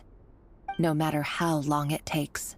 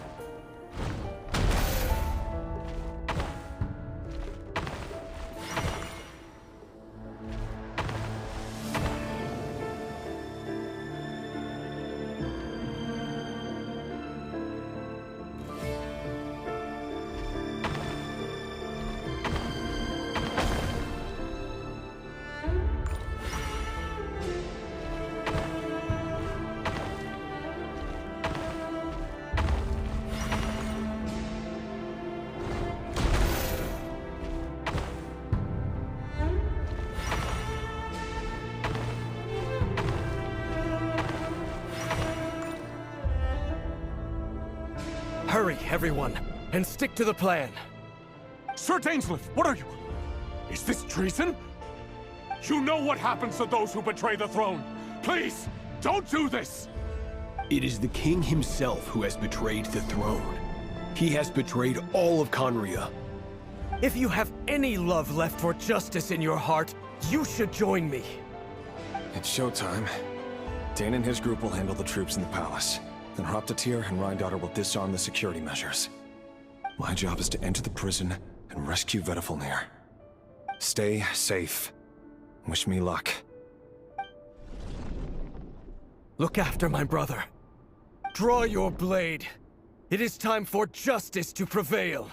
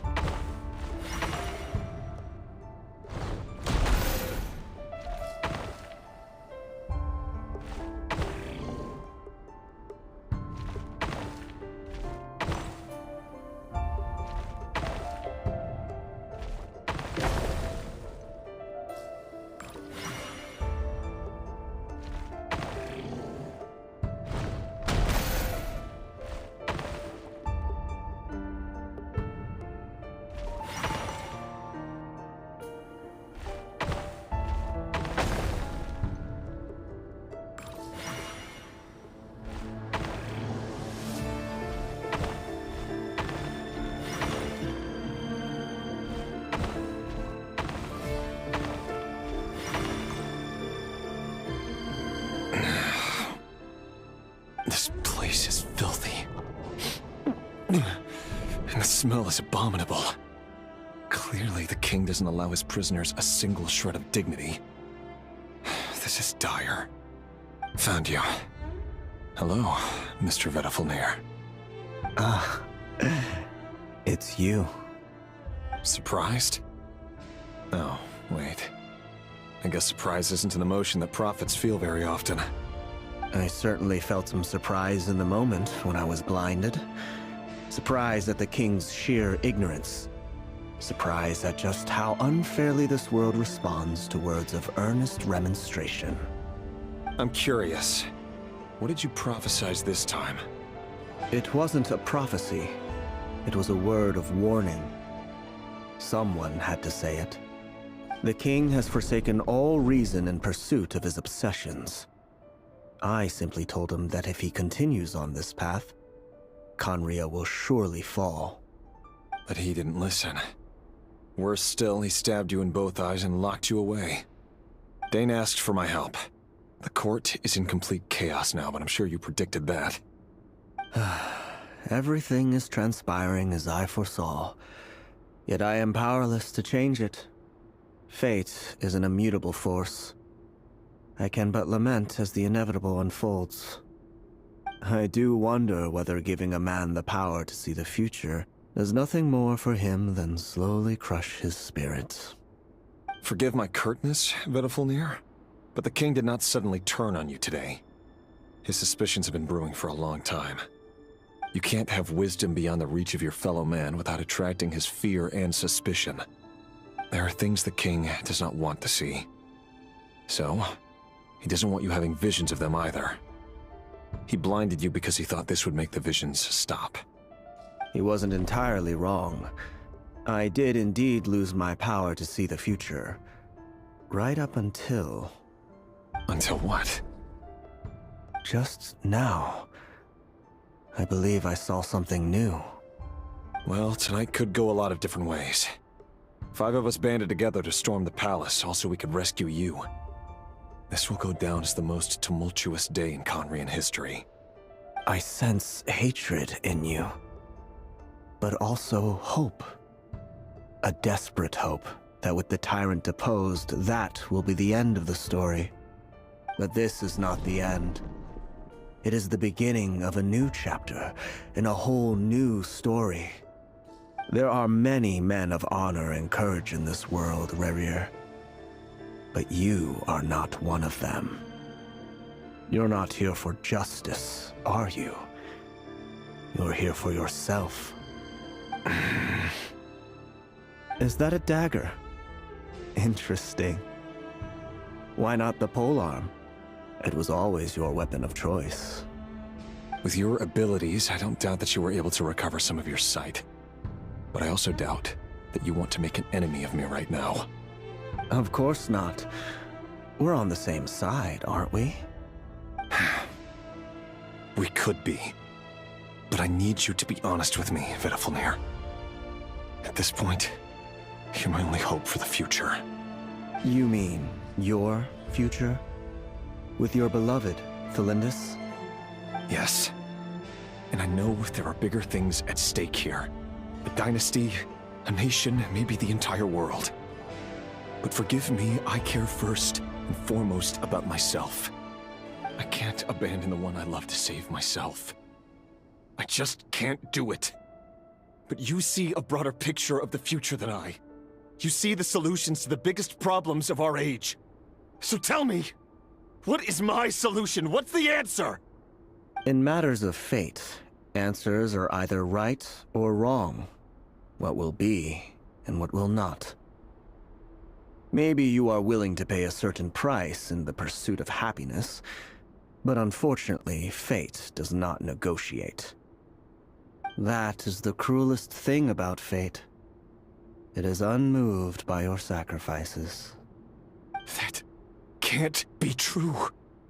I know it's your voice that I keep hearing in my head, urging me to see how the world is changing, to seek more power, so I can protect the things I love. You show me disaster, but you won't show me how to avoid it? Why? Why are you doing all this? My voice. in your head.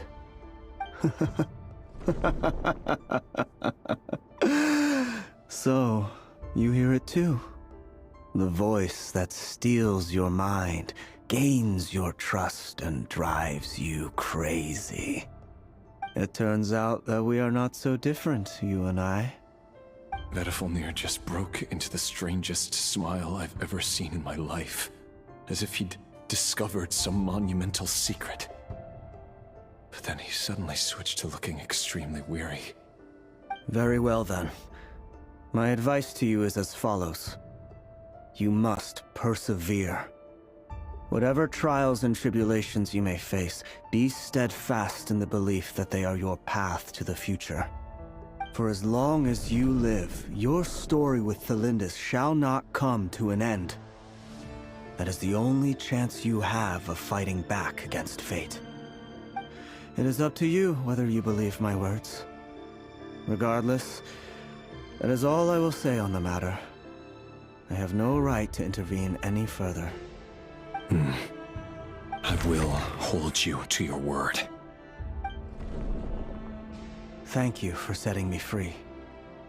In return, I will tell you one more thing that you cannot afford to ignore. Just then, a strange wave of energy rippled through the city. We had no idea what it could mean. If I were you, I would head to the Universitas Magistrorum. The Universitas? Oh no! I'm sure we'll be seeing each other again very soon, Rerir. Whatever Vedifalnir said, I didn't catch it. I didn't even help him out of the prison. There was no time to lose.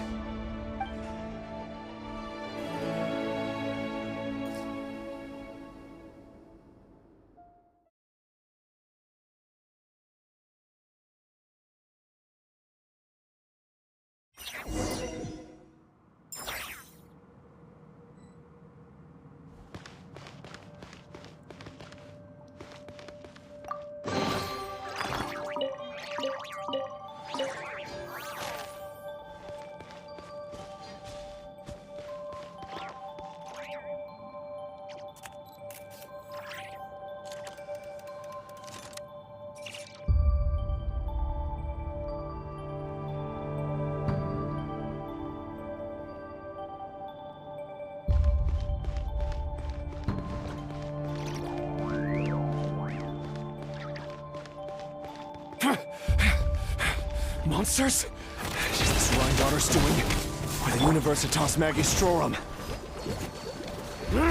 Out of my way!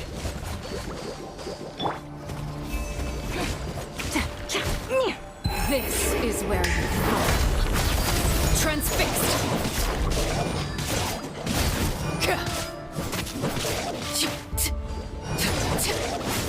Ultimatum protocol.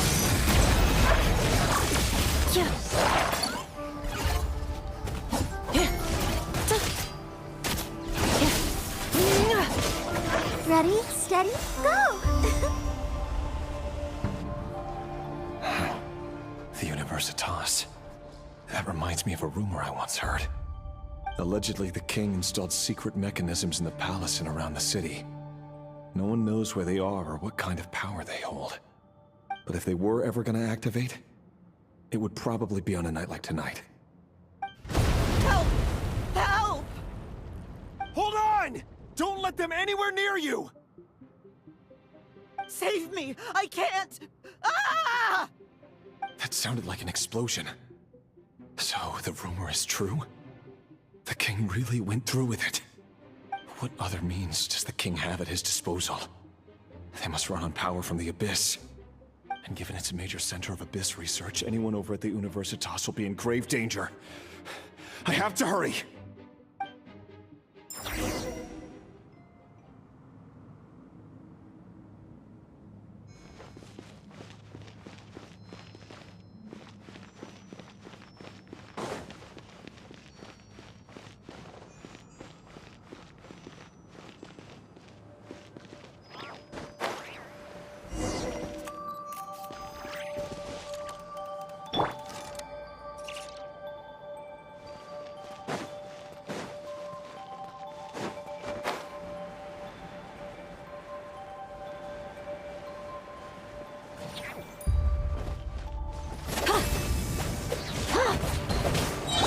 Let the show begin.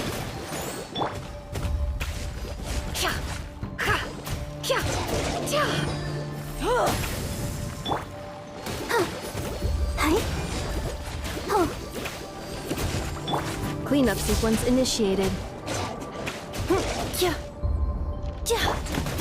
Overruled. The hearth is now extinguished.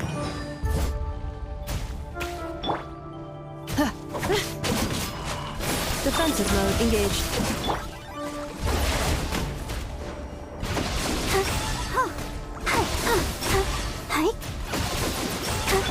No more lies.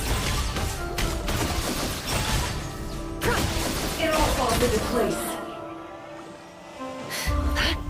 It all adds up. The deception ends here.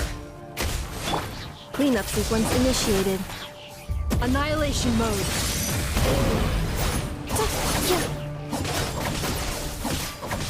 Let's dance.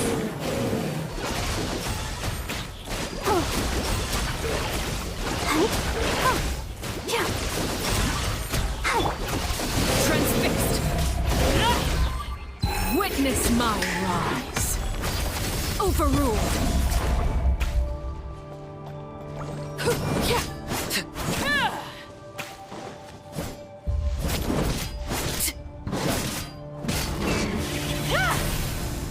Can't hide the truth.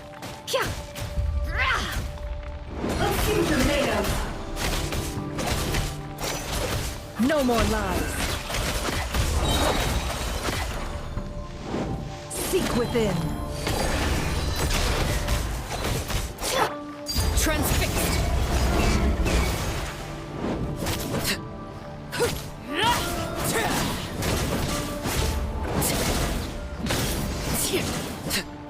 Let the show begin. Oh no!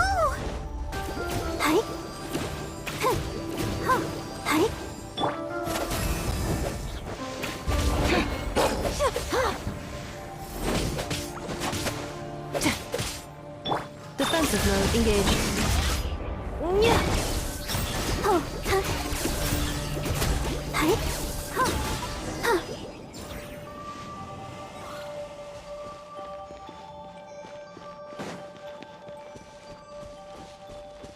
I'll protect us.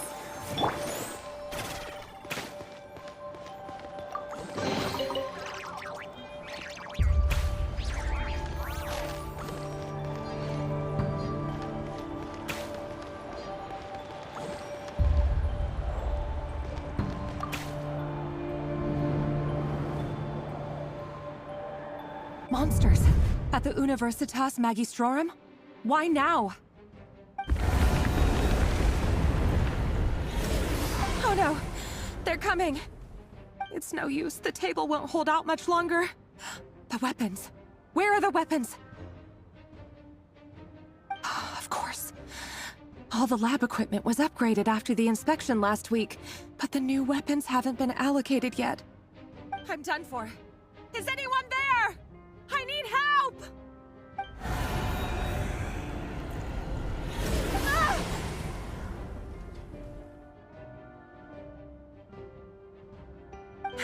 Stay back! Please stay back! Please!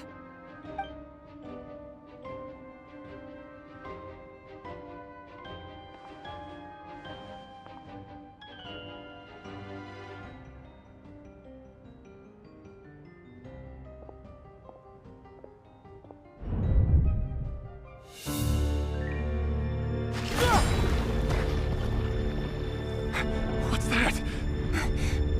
Rear. So the rumors about your work are true. What? No! Listen, something happened at the palace tonight. We have to leave! You don't need to lie to me anymore. What do you mean? I know why you're worried, and I will respect the decision you've made. But it's okay, because I found a solution. I know how to end all this. You can have it back. The normal life you so desire. But until then, I'm afraid our wedding We'll have to wait. Celindus? No, don't do it! Celindus! Celindus!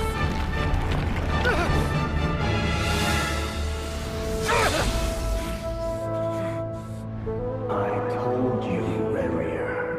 Let her go. You will find someone better. No! No, I won't do it! I have to save her! By what means exactly? A lowly pawn. You lack the power and the strength of will. Do you know a way? Tell me! Come to the palace. Join us.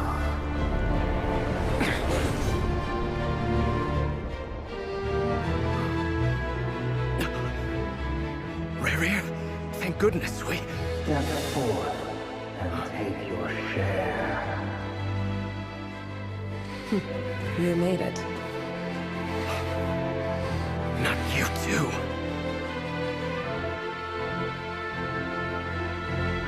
Hatred or grief, despair, desire. We all have our own.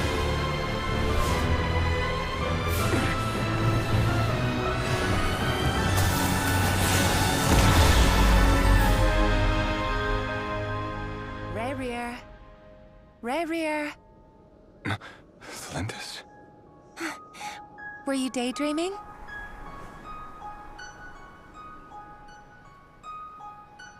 You still remember, Rerir? That question you asked me a couple of weeks ago? Oh. You mean the proposal? Yeah. I'm wondering, where do you think would be a good place to discuss it? Maybe in the garden? Or were you thinking a fancy restaurant? It's your choice.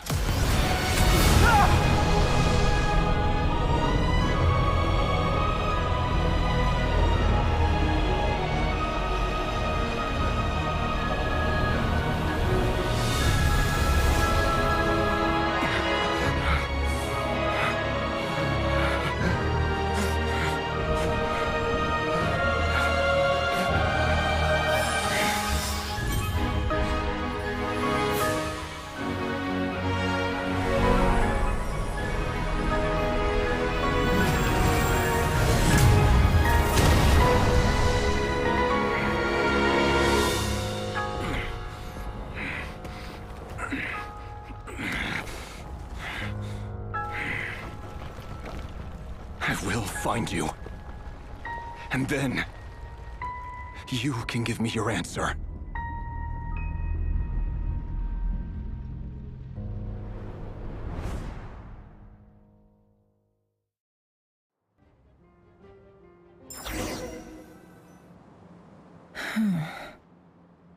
So that's how the Raker of Solnari was born.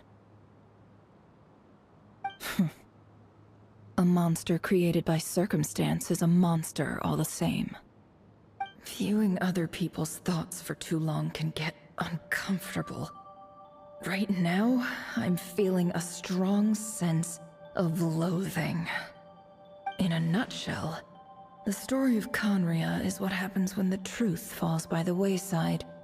Everyone tells little white lies, and before long, you have a huge pack of lies that destroys everything. Phew. Time to get back. His past is filled with sorrow, but the tale of any fallen civilization is one of endless tragedy. Cruel as it may be, that was Conria's fate.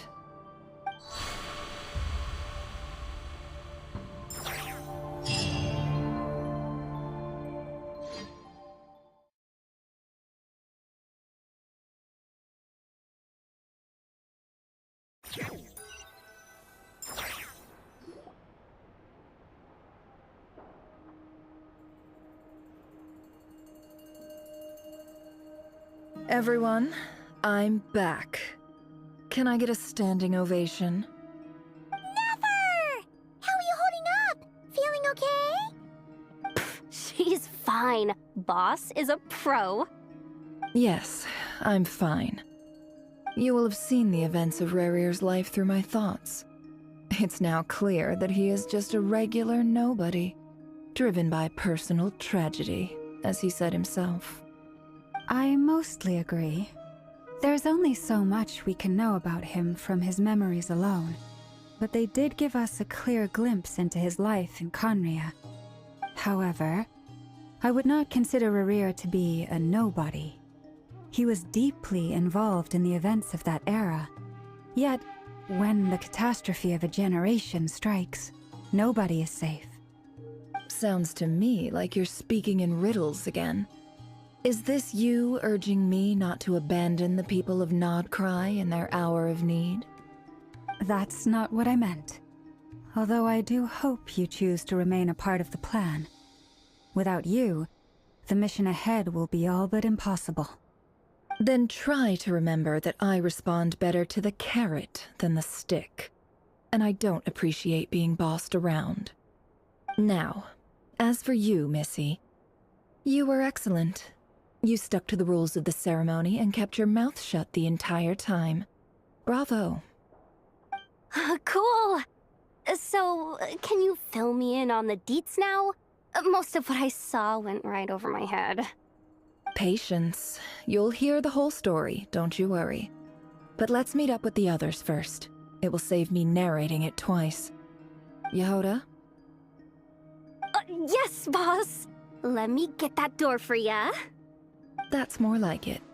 For a moment there, I was worried you'd forgotten about the first clause of your employment contract. Forgive my curiosity, but what does the first clause say? It says I gotta do the annoying stuff that boss is too lazy to do for herself. Like opening the door, pouring the tea, yada yada. Is that right? If something is in the contract, it's because she willingly agreed to it. Rest assured that the Curatorium abides by the very strictest of labor policies. You don't seriously think I'm cruel enough to treat her like my slave?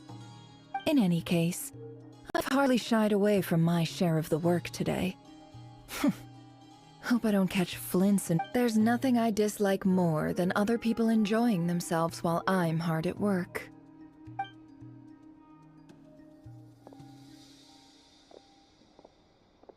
Oh no.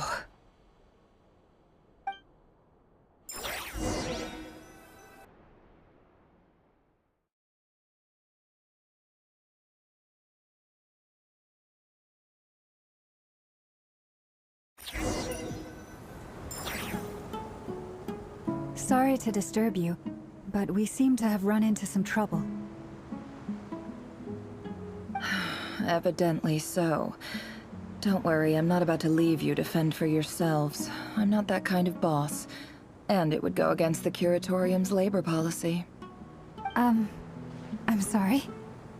What did you hear me say? I wasn't talking about labor policy. Wait. How long have I been standing here? Not long. You just appeared by the door a moment ago.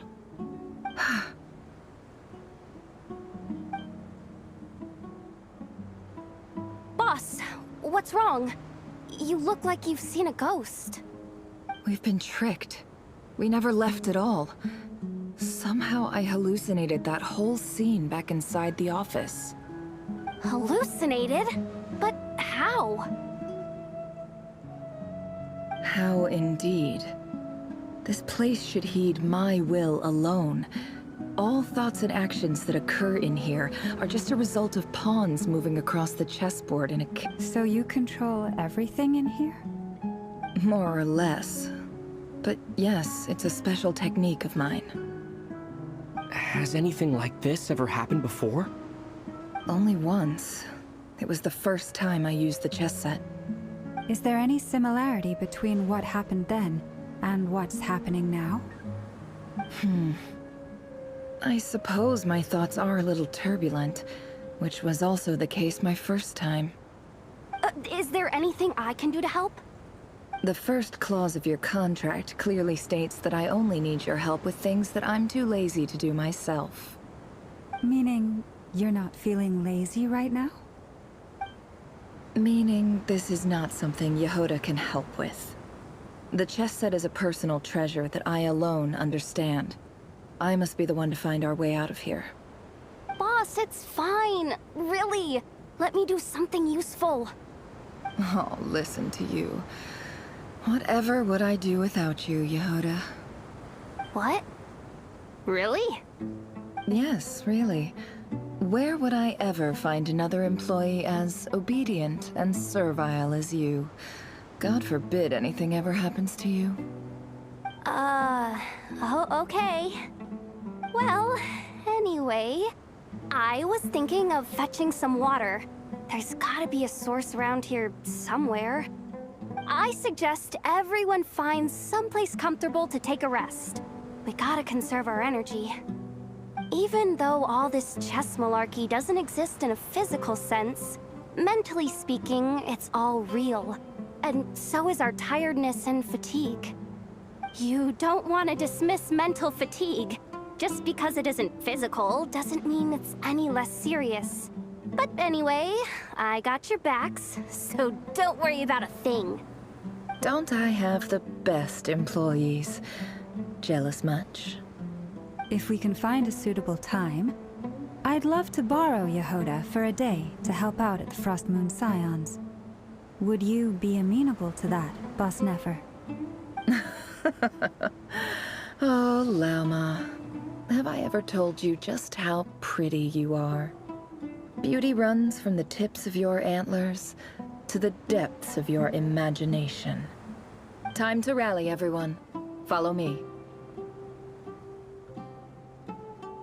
As we continue our journey, the same rules will apply. That means stay focused and no talking no matter what we encounter. And don't disturb the chess pieces.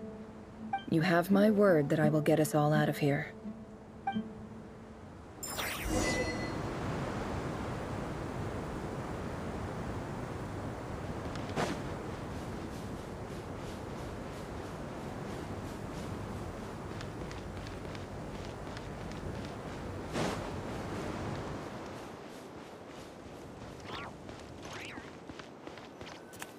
This place looks familiar.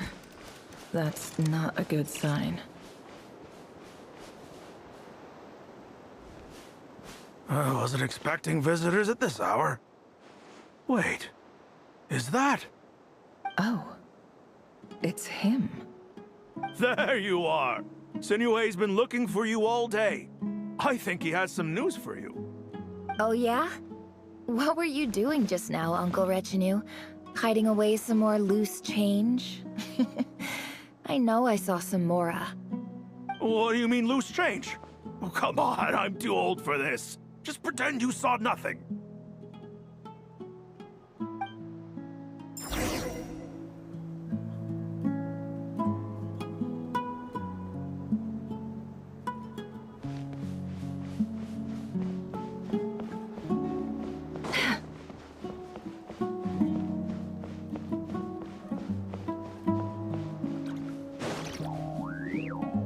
Hey, kid. Mind telling me what Sinuhe's been up to recently? I'm trying to get in his good books and I need a way in. Get in his good books? Why? What do you want with my dad, Uncle Apepi? I've written a new song. I was hoping to showcase it at the next festival, but I'll need his approval. A new song, huh? I'd love to stay and listen, but unfortunately, Uncle Retinue says my dad's looking for me. Well, there's plenty of time and I'm not going anywhere. See that pile of stones? I'll be sitting there warming up my vocal cords. Come find me when you're done. Pile of stones. Got it.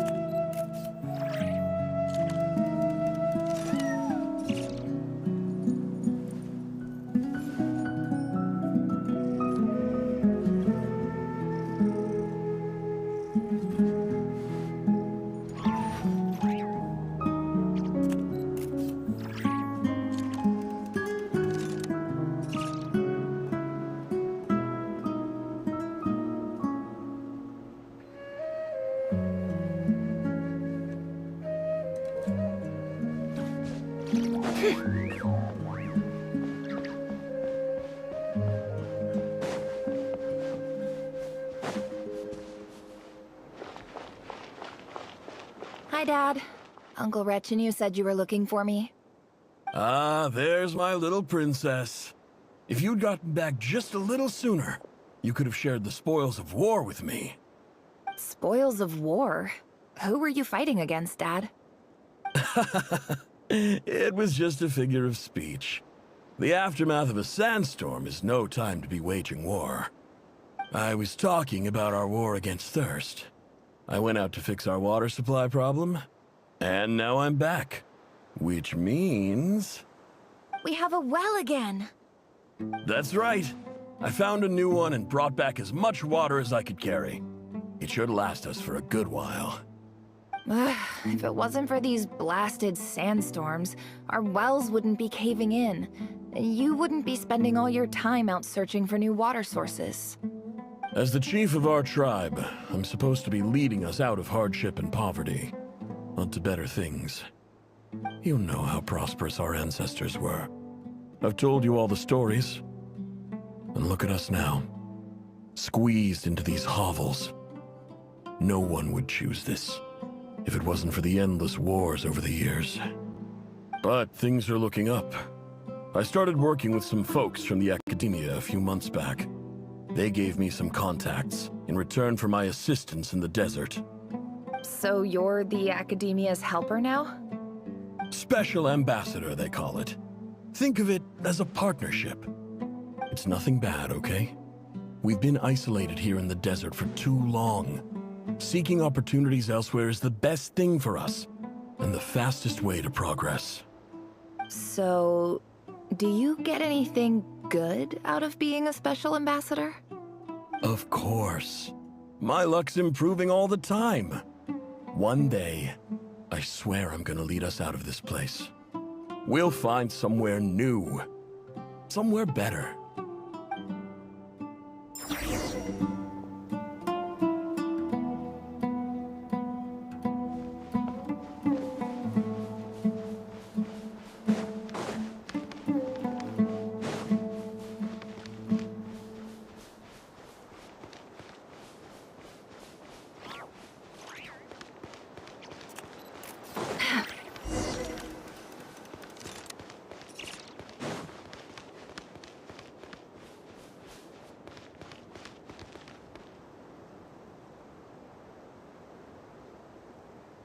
That's our well, and you know it. You stole from us. Well, you've gone from chief to thief, and now you have to face the consequences. Did you really think you could take our water without permission and get away with it? You're either brave, stupid, or both. And that special ambassador act? Yeah, nice try. We spoke to the academia. They said it was all news to them. You're a liar and a cheat!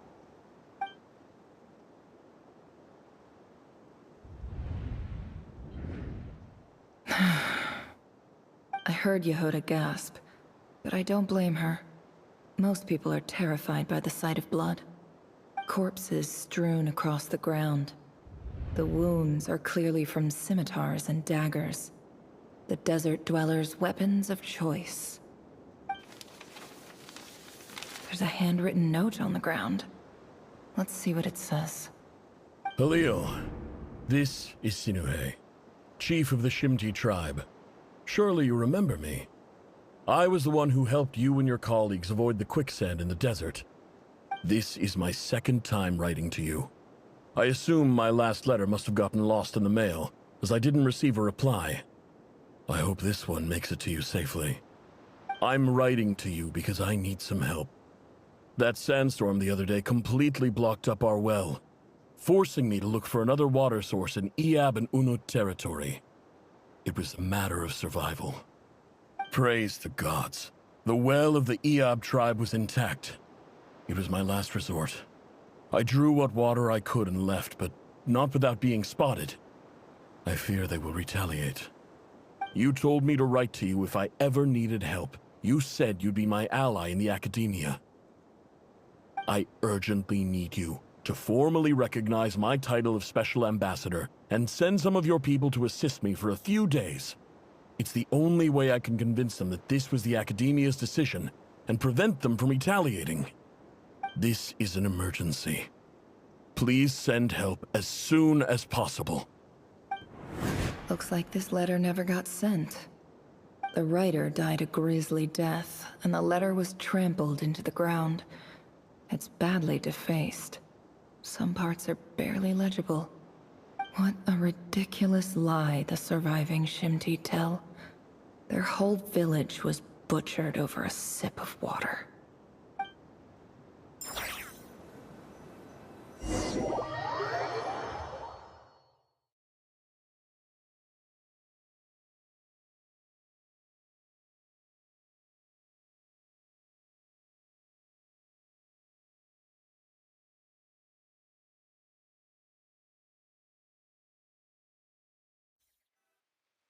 Ah, officer.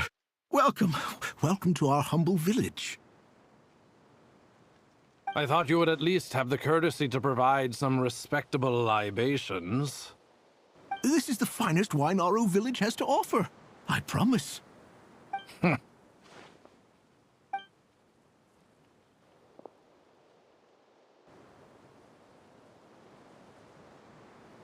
The Academia has agreed to reserve a single space for a candidate from your village. But I remain skeptical of this entire endeavor. I highly doubt anyone in this desert possesses serious academic potential. Please, have faith. If not in us, then in our god. The child we found shows great promise. I beg you, take her away from this place. Give her a chance. Don't let her talent go to waste. I don't recognize her. New arrival? She showed up here a few days ago, and we took her in. She's a really bright kid. Please help. I'm begging you. So, where are you from? Nowhere special. Just a sand dune. What about the rest of your family? How many of you are there? Just the one. It's only you? Correct. So, no brothers, no sisters, no mother or father? Any who have slept on a bed of sand, I call my brothers and my sisters.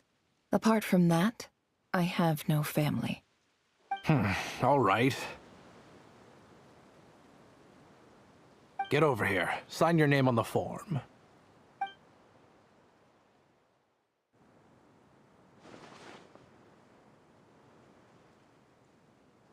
Never? You're rather fair-skinned for a desert dweller.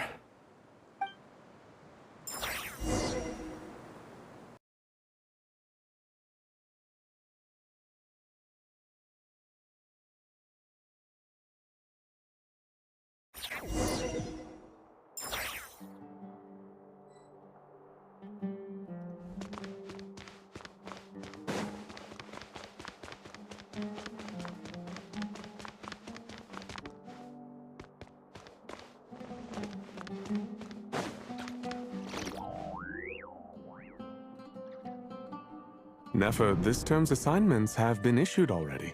Please read through the materials thoroughly, conduct your own additional research, and then write an essay on the topic. Yes, Professor, I'm aware. I just had a couple more questions I wanted to get your perspective on. Oh? Please ask away. Well, I saw the other students' problem sheets, and I couldn't help but notice that my assignment is much easier than theirs. Do you really think I'm a weak student? A weak student? Goodness, no. Quite the opposite. You have a sharp mind. Almost too sharp. I think what you're saying is, a weak student wouldn't have noticed the discrepancy. And if they did, they certainly wouldn't complain about the lighter workload.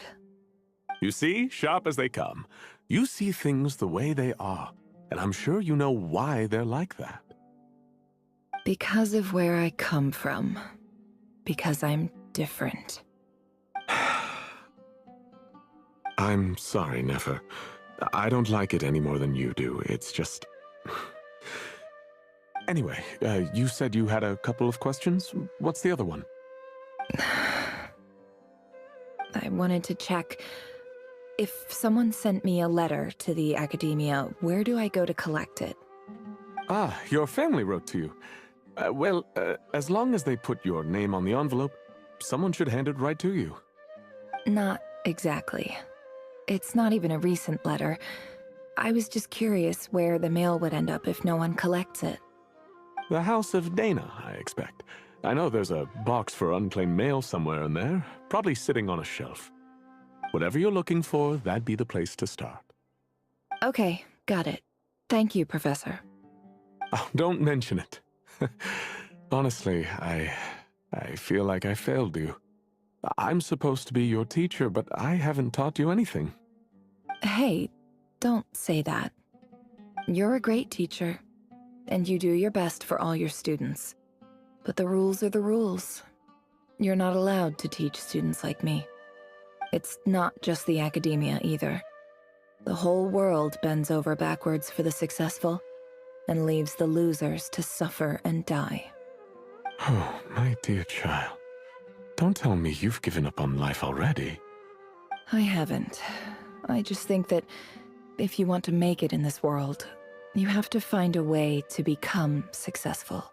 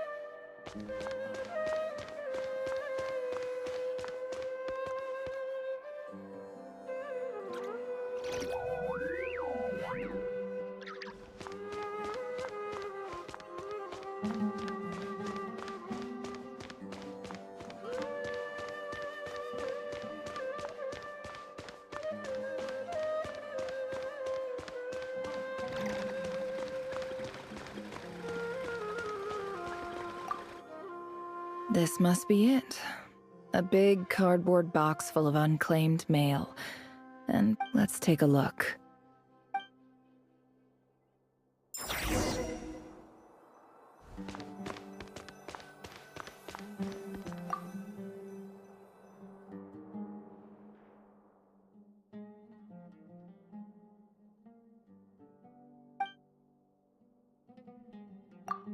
A dilapidation survey from Port Ormos. Looks like it's from a Core of 30 representative. What a strange thought. A bunch of mercs losing sleep over rundown buildings.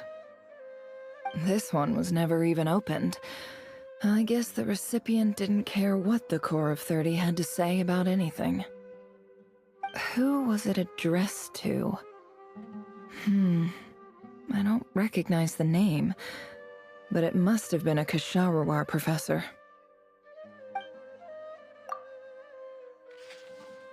This one is addressed to the Immorta Sage.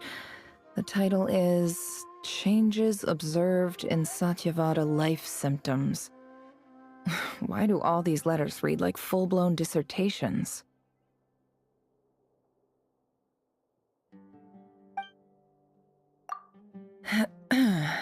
Guided by the incense, we became lost somewhere in the forest. All the barriers between levels of consciousness disappeared as our minds soared around in circles, looking for a branch to seek refuge on. In clinical terms, these symptoms fit the description of incense poisoning. The Immorta Darshan strictly prohibits the use of hallucinogenic substances, but I believe there are still people getting away with it. For example, my neighbor who always breaks out into song and dance after using incense.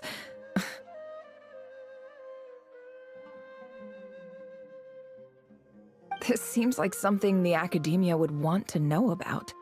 Why wasn't it collected? Wait, what's this written on the back?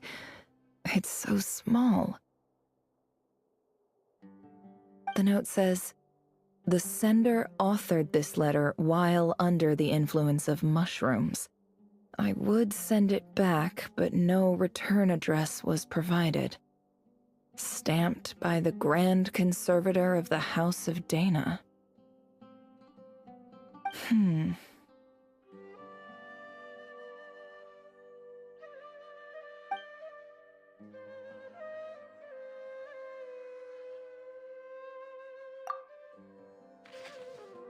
This next one is addressed to Grand Sage Azar?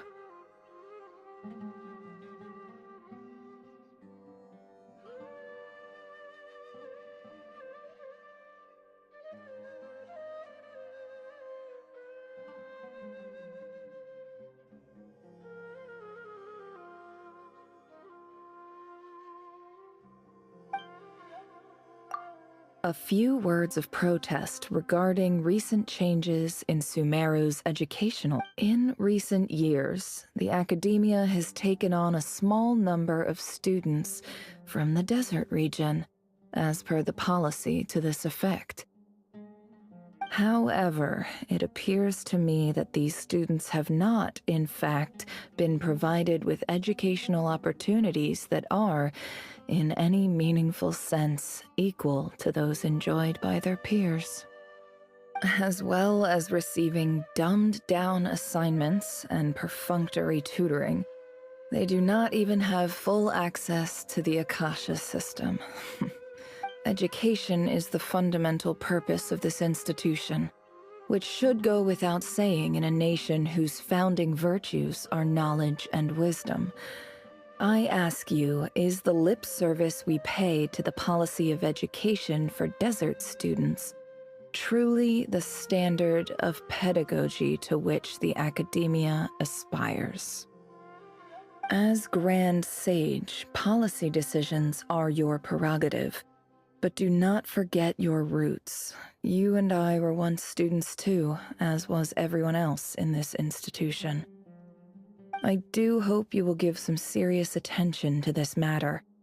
I encourage you to discuss issues like this with myself and others, and listen to some alternative opinions. Great letter. Shame it didn't get to where it needed to go. And the sender is... Huh? Sage Cyrus of Spontamod. I didn't realize anyone else even knew how bad students like me have it in this place. So this is where letters from the Sage of Spontamod end up? Nice one, Grand Sage.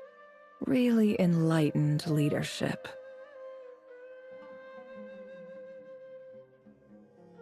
Whatever. This isn't what I came here for. Moving on. I'm not exactly holding out hope that a letter sent from the desert would even make it here. But if it did, where else would it end up if not in this box? I can't believe how much discarded mail there is. Must have been years since someone last went through it all. And this is just one box. The whole House of Dana is boxes on shelves. I don't believe for 1 second that any human being has sat down and read through all the documents in this place. Who has that much free time on their hands?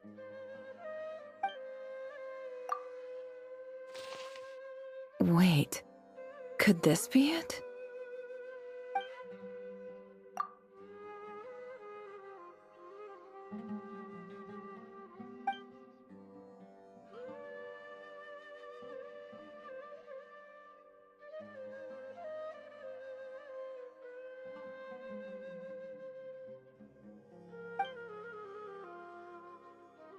Greetings, Halil.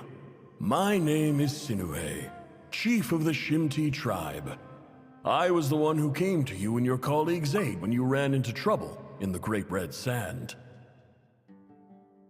I don't know how well you remember it now, but I brought you to safety and gave you some water and other supplies. You seemed very pleased and told me your name.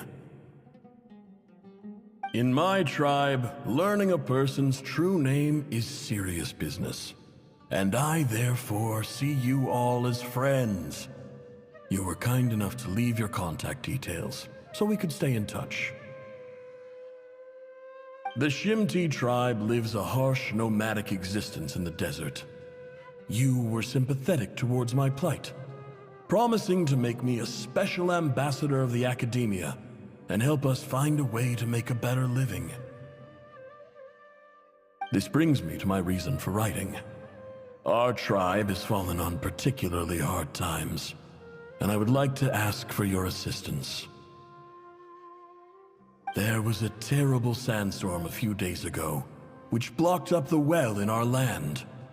To ensure my people's survival, I had no choice but to venture into Iyab and Unut territory in search of an alternate water source. The Iyab and Unut are descended from the Thamudians, while we trace our ancestry to Tulatula.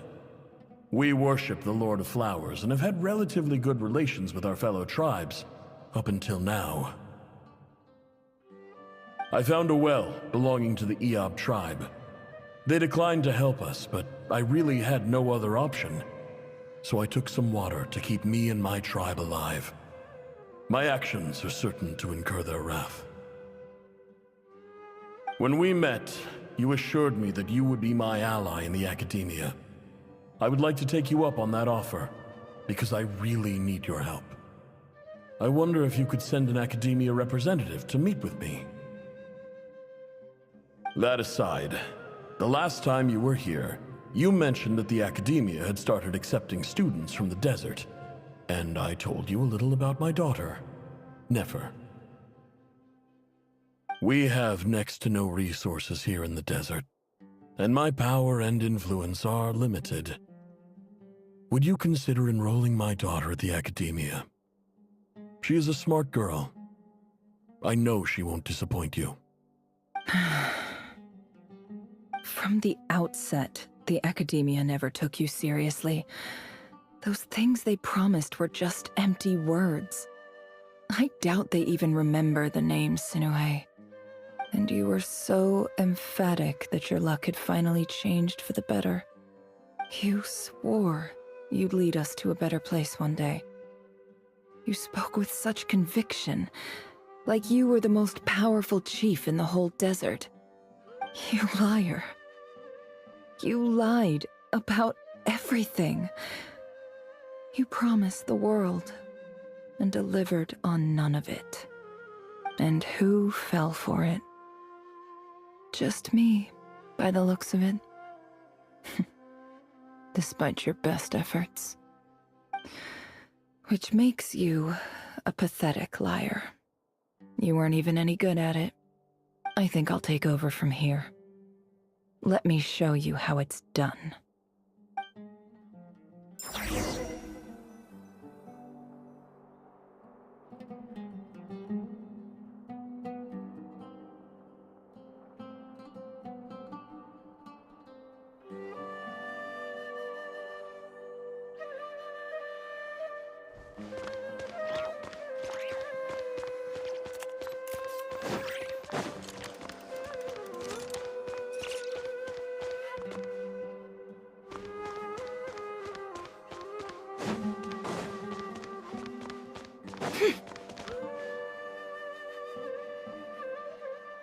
I just came to say goodbye.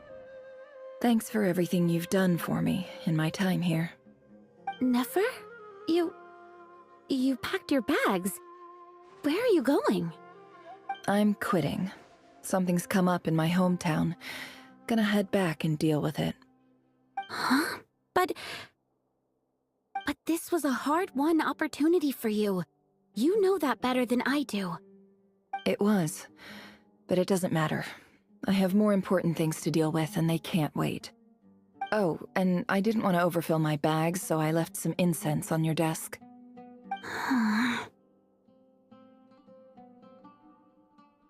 What's wrong? I thought you liked incense. Although, I did read somewhere in the House of Dana that it has hallucinogenic effects. Don't use it all at once, all right? Isn't this the stuff you brought from your hometown? You're just letting me have it? But you said it's a rare and valuable commodity. Yeah, about that. I lied. It's not rare at all. There's this bunch of ruins near my hometown that are practically overgrown with this plant. It's not worth much. Keep it, it's fine. But never.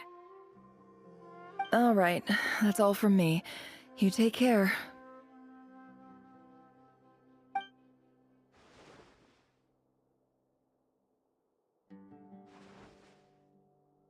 Don't forget me, okay? I mean, we're more than just classmates, right? We're friends. Yeah, I'll remember you. I lied again. That incense is worth a fortune, and it's a rare find even in those ruins. And as for remembering her, I have far too much to do when I get back. No time to reminisce. I'll be lucky if I even make it through this alive. But either way, I expect I'll forget you pretty quickly.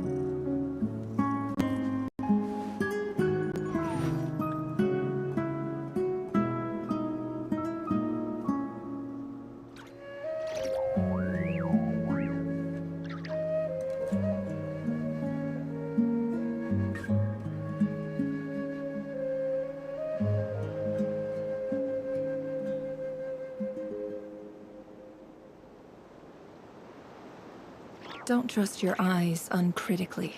People only see what they want to, so don't be your own fool.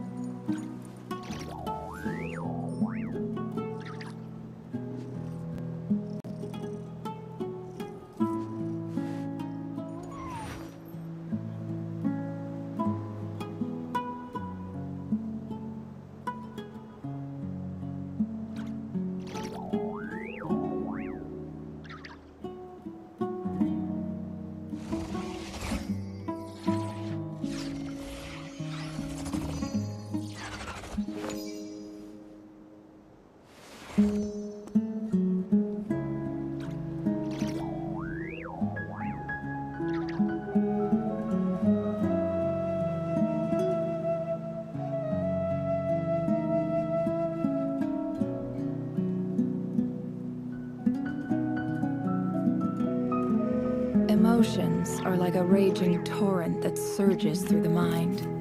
More often than not, if you try to hold them back, you'll be swept away by their unstoppable force. And if you try to ignore them entirely, you'll end up tearing yourself to pieces.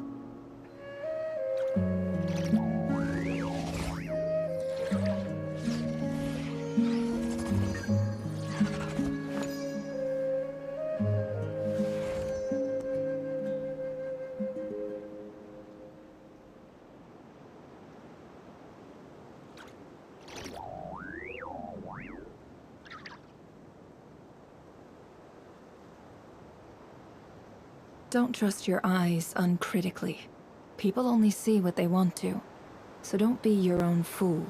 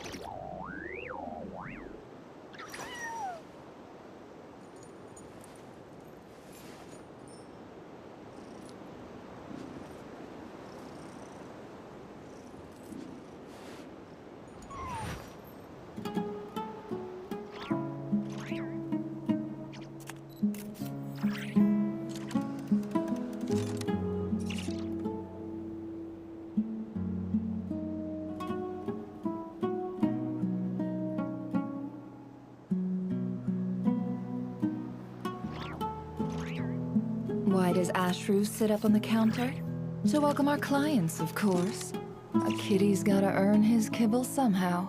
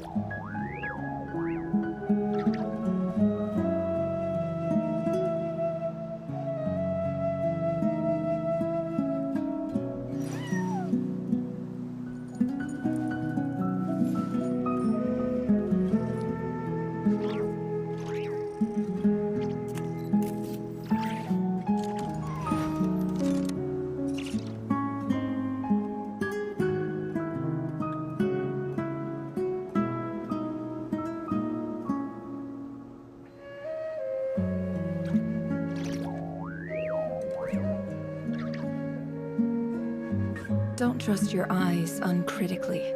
People only see what they want to, so don't be your own fool.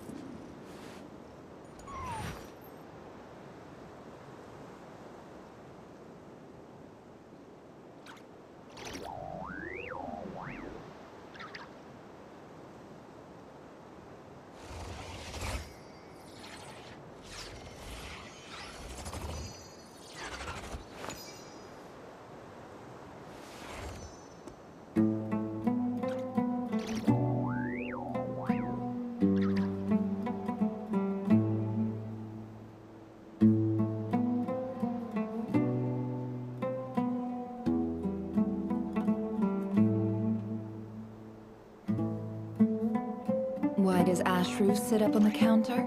To welcome our clients, of course. A kitty's gotta earn his kibble somehow.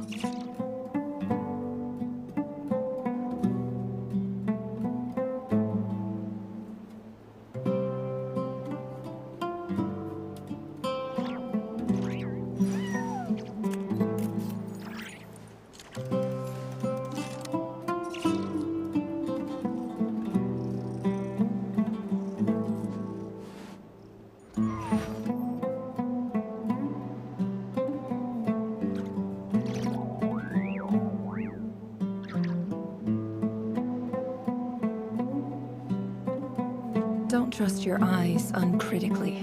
People only see what they want to, so don't be your own fool.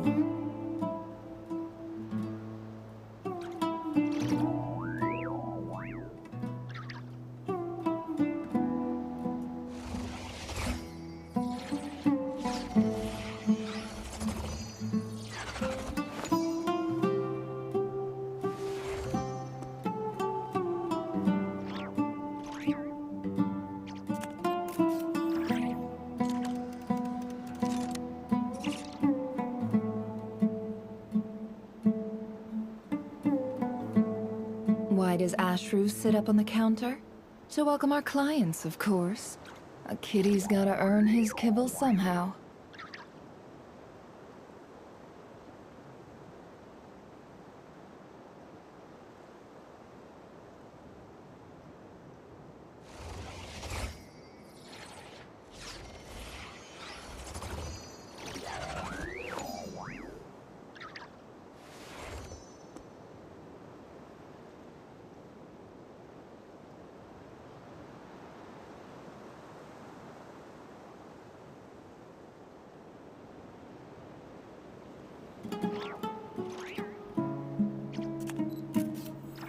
Don't trust your eyes uncritically. People only see what they want to, so don't be your own fool.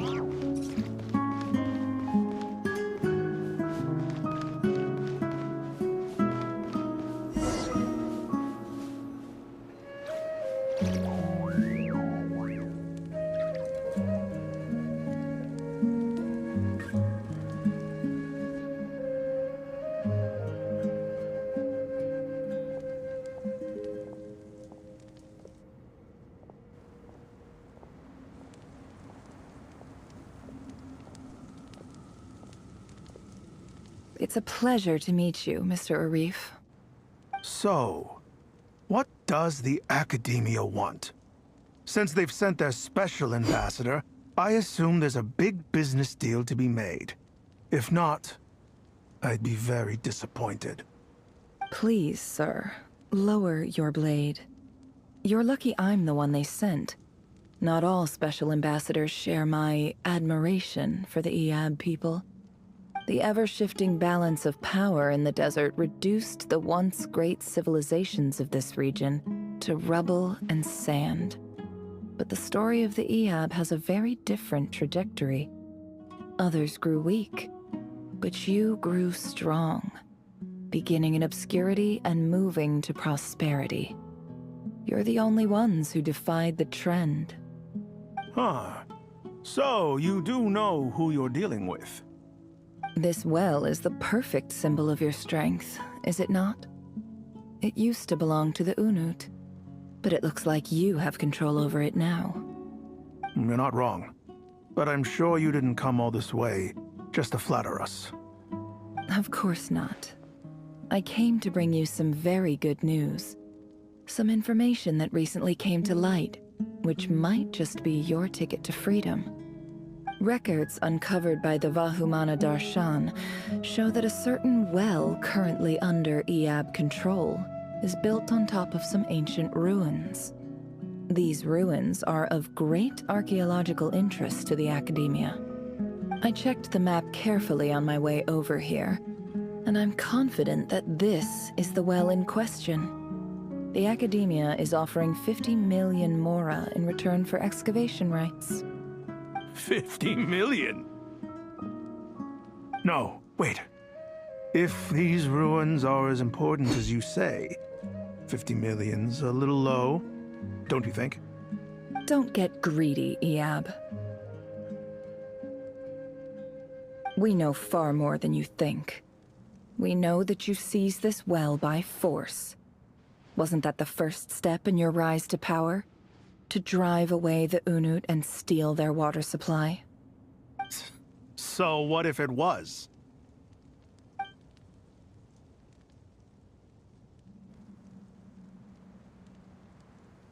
Don't worry.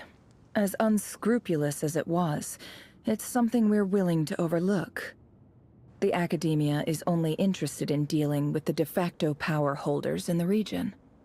I hope I am making myself clear. And I hope your words are the truth. If I find out the Academia is trying to play me, I'll hunt down every one of your people and make you watch as I cut their heads off one by one. I assure you, Chief, that would not be in your long-term interests. You don't want to make an enemy of the Academia. You see how I'm dressed, don't you? I appreciate that you've never been to the rainforest, but surely even you recognize an ambassador's attire when you see it. And what does a barbarian like you have to lose anyway? You really think the Sumeru Academia would bother to come all this way just to lie to you? We have more important things to worry about. All right, I take your point. The Academia is the highest authority in the land. I'm sure you're trustworthy people. In that case, we have a deal.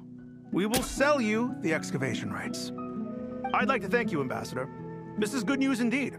Excellent news. In fact, it calls for a celebration. Would you do us the honor of staying a while and enjoying some Iab hospitality? Gladly. I am partial to wine myself, and I trust you are as well. So let's indulge in a few drinks together, in celebration of this momentous occasion.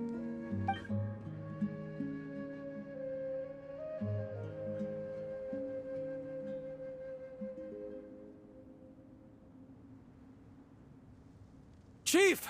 Chief, it's an emergency! It's the Unut. They've taken the well. What? Well, don't just stand there. Take it back. Yes, Chief. I have every confidence in the EAB's military superiority, and yet...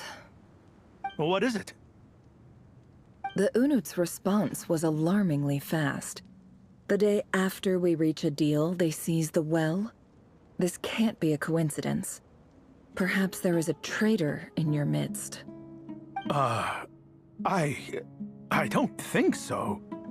I am obliged to remind you, Chief, that the Academia will only deal with the de facto power holders.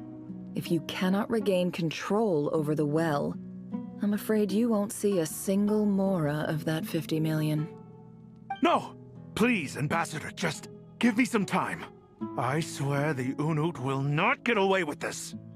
That well is ours, and so is the mora. Glad to hear it. I will wait here for an update. If there is a traitor, I will find them. In the meantime, make yourself at home. I'll report back as soon as I have an update. Much obliged. Wow. All it took was a few words and I've got him wrapped around my finger. What an amazing feeling. So, in summary, Ambassador, the Academia would rather negotiate with our tribe instead of the EAB, yes? The EAB are ruthless murderers who don't listen to reason. And now they have the gall to interfere in our research projects in the desert region.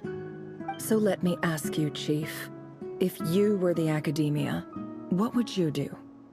Kill them all, of course. Precisely. The Academia does not tolerate those who stand in our way. The EAB have held back our academic pursuits for too long, and our patience is wearing thin. At the same time, there is simply no way that the Academia can be seen to be intervening in desert affairs. I'm sure you understand where I'm coming from. We have our own rules out here. If the rainforest dwellers raised arms against a desert tribe, you'd start a bloody war. Right. We can't confront them ourselves, but we can support their enemies. The Unut have always had strained relations with the EAB, which makes you our natural allies. Natural allies? Weren't the EAB your allies once?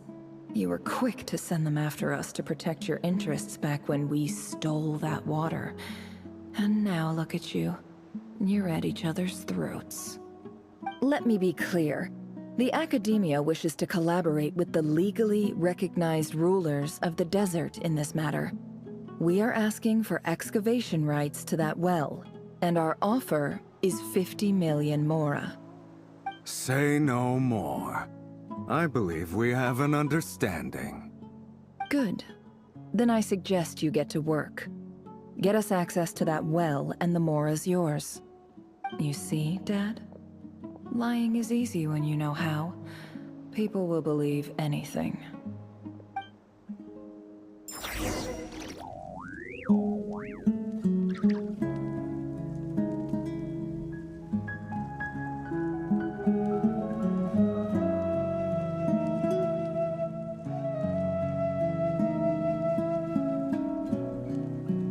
Why does Ashru sit up on the counter?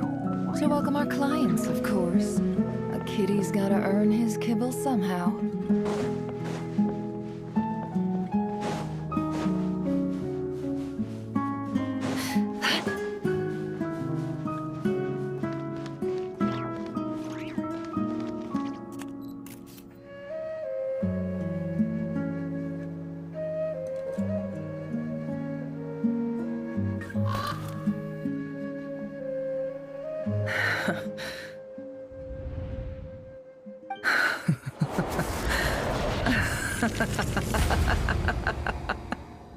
Look at yourselves. You may be vile, savage monsters, but your butchered bodies bleed like any others. You're no different. You're nothing special at all. The monsters who destroyed my home, they're just ordinary, petty human beings. What a joke. I think we're even now. Maybe I've even done the desert a favor. It's a better place without all these people around.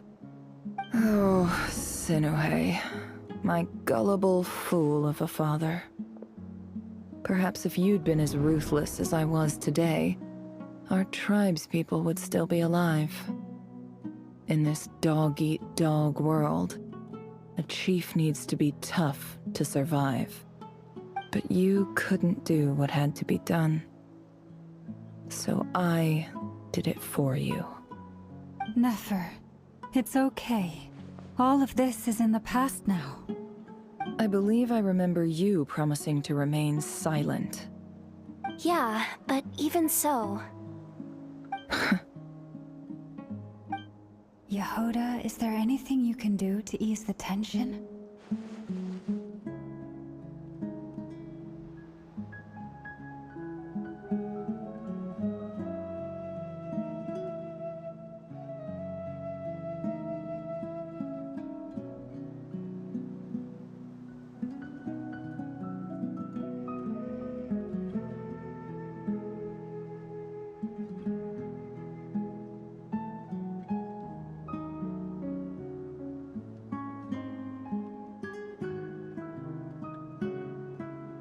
Alright, time for a sharp turn onto a completely different topic. So, anyway, that's enough of that. When are we getting out of this place? Feels like we've been walking forever. I'm getting pretty tired. Oh, Alma, you tired? Yes. If we can find somewhere to sit down, I could certainly do with a rest. It's not far now. There should be a temple just up ahead.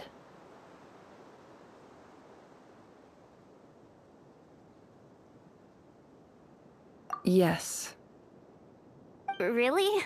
A temple? That's where this story ends? I guess that's how things go in the desert.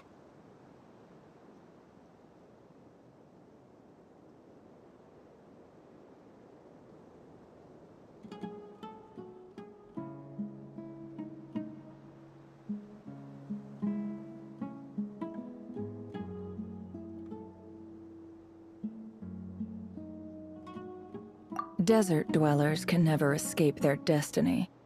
Or so everyone says. I never wanted to believe it, but looking back now, I'm as desert as they come. You mentioned a temple.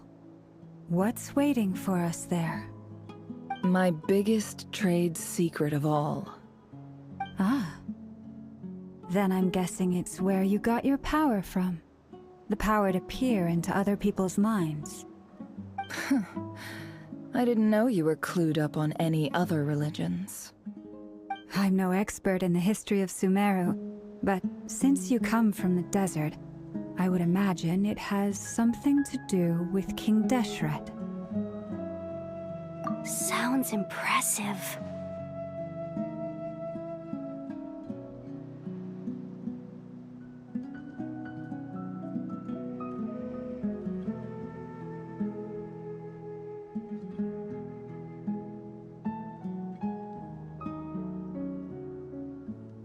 Ah, I know who you mean.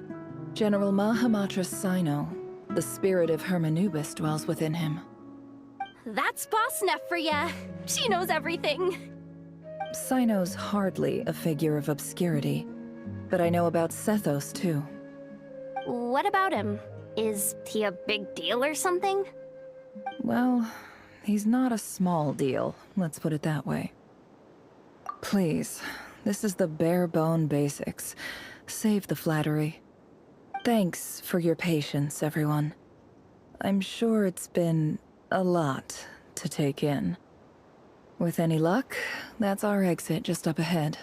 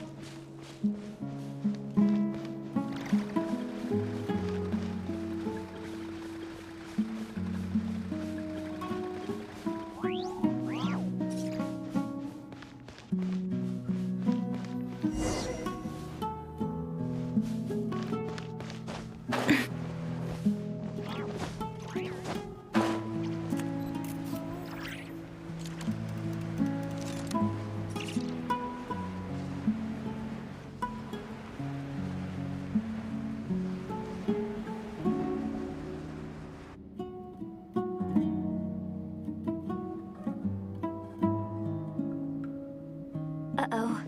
Uh-oh. Uh-oh. I'm totally out of my depth here. I don't have anything to add about any of this stuff. Like, look at that statue, for instance. I want to do the whole name-dropping, this girl knows her stuff thing too, but I've never seen anything like it before. A statue with the head of a bird.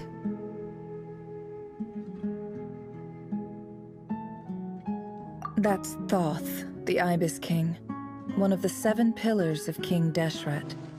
The legends say that he, the Crocodile King, and the Goat King were the 3 retainers of King Deshret.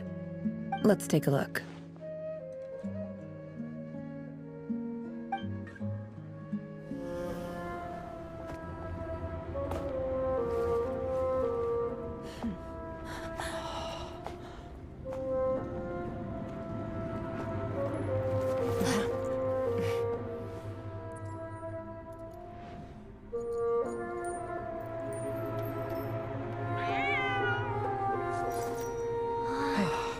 It's just Ashru. So, all is well?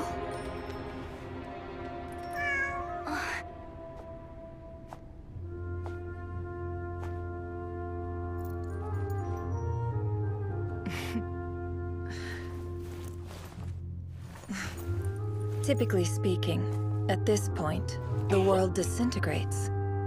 Then we find ourselves back in the outside world. Besides, these are my memories. There's nothing to fear. You're sure? Of course. It's almost over.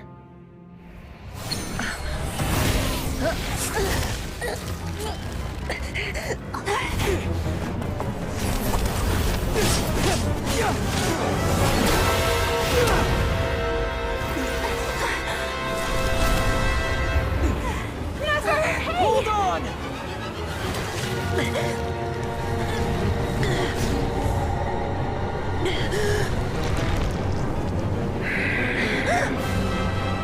Knowing too much is always a death sentence. Speak for yourself.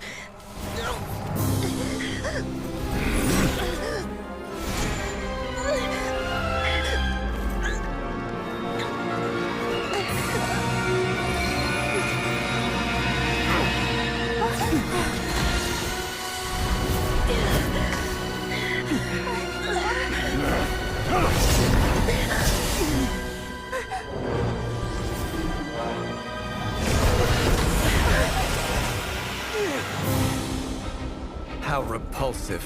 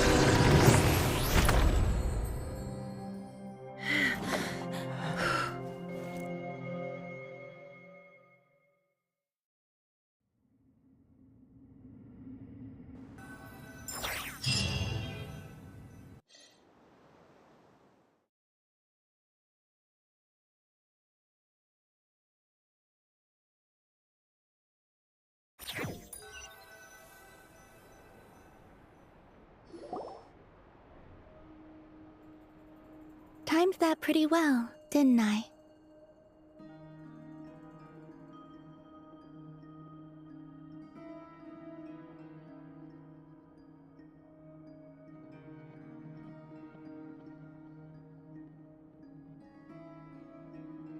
It's okay.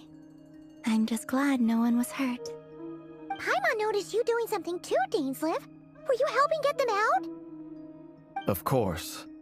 When I asked Nefer to conduct this investigation, I was not naive to the dangers involved. I had a duty to ensure your safety. Good to know your sense of justice is still intact after all these years. I take that to mean that you saw the truth. That comes as a great relief. I certainly did. And thanks to your help, I also managed to trap Rerir inside the chess set. Whoa, really? How'd you manage that? Well, to be honest, I sensed that something was wrong long before we made it to the temple. By using this fragment to probe into Rerir's past, well, the monster formerly known as Rerir, it seems I alerted him. I was tracking him, then he caught on and started tracking me too.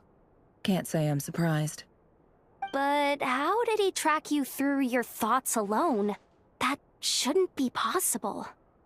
Rerir was a secret agent who reported directly to the Vinster King. He is an expert at finding a trail and hunting down his pursuers. No wonder. He infiltrated the chess set, read my thoughts, and built a new virtual chess set inside of it. That's why we weren't able to leave at first. Speaking of your chess set, it's quite a remarkable item. Would I be right in thinking you have some connection to King Deshret? You overestimate me. I only have a connection with one of his underlings, the Ibis King. You all saw how this came to be. A long time ago, the Iab massacred my tribe, the Shimti, in our home village. A few years later, I enrolled in the academia, where some new information came to light. The Unut and the Iab fought a bitter battle over the rights to a well, all for the sake of a non-existent 50 million mora. The Iab ultimately won that confrontation, but their victory came at the cost of almost every warrior in the tribe. The final blow to the Iab came at the victory feast, when an Unut assassin beheaded their chief right before my eyes. The remaining Iab fled and have been scattered to the winds ever since.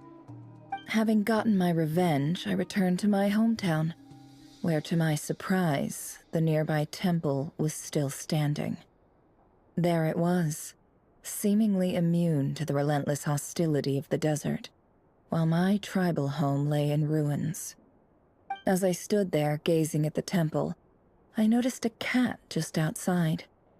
This cat, as it turned out, was home to the spirit of the Ibis King. He led me to a gate deep inside the temple, and there he made a deal with me. This chess set is my gift from the Ibis King. The chessboard within is made to the same specifications as the one in the mausoleum of King Deshret, and represents his power of piercing analysis. With this chessboard in its container, I gained a certain ability to perceive hidden secrets. Now, you could conclude that the Ibis King simply wanted to give the people of this world the power to seek the truth, but I don't believe that's the full story. Every god plays favorites. Their hearts are as fickle as any human's, full of secrets, perversions, egotistical tendencies. But precious few gods are willing to admit this. It is the same with all powerful forces, including fate itself. Their gaze falls preferentially upon a select few. As you rightly point out, this is an act of favoritism. If you're alluding to the Abyss, then yes, I agree. Gather the others. It's time to share everything I've learned.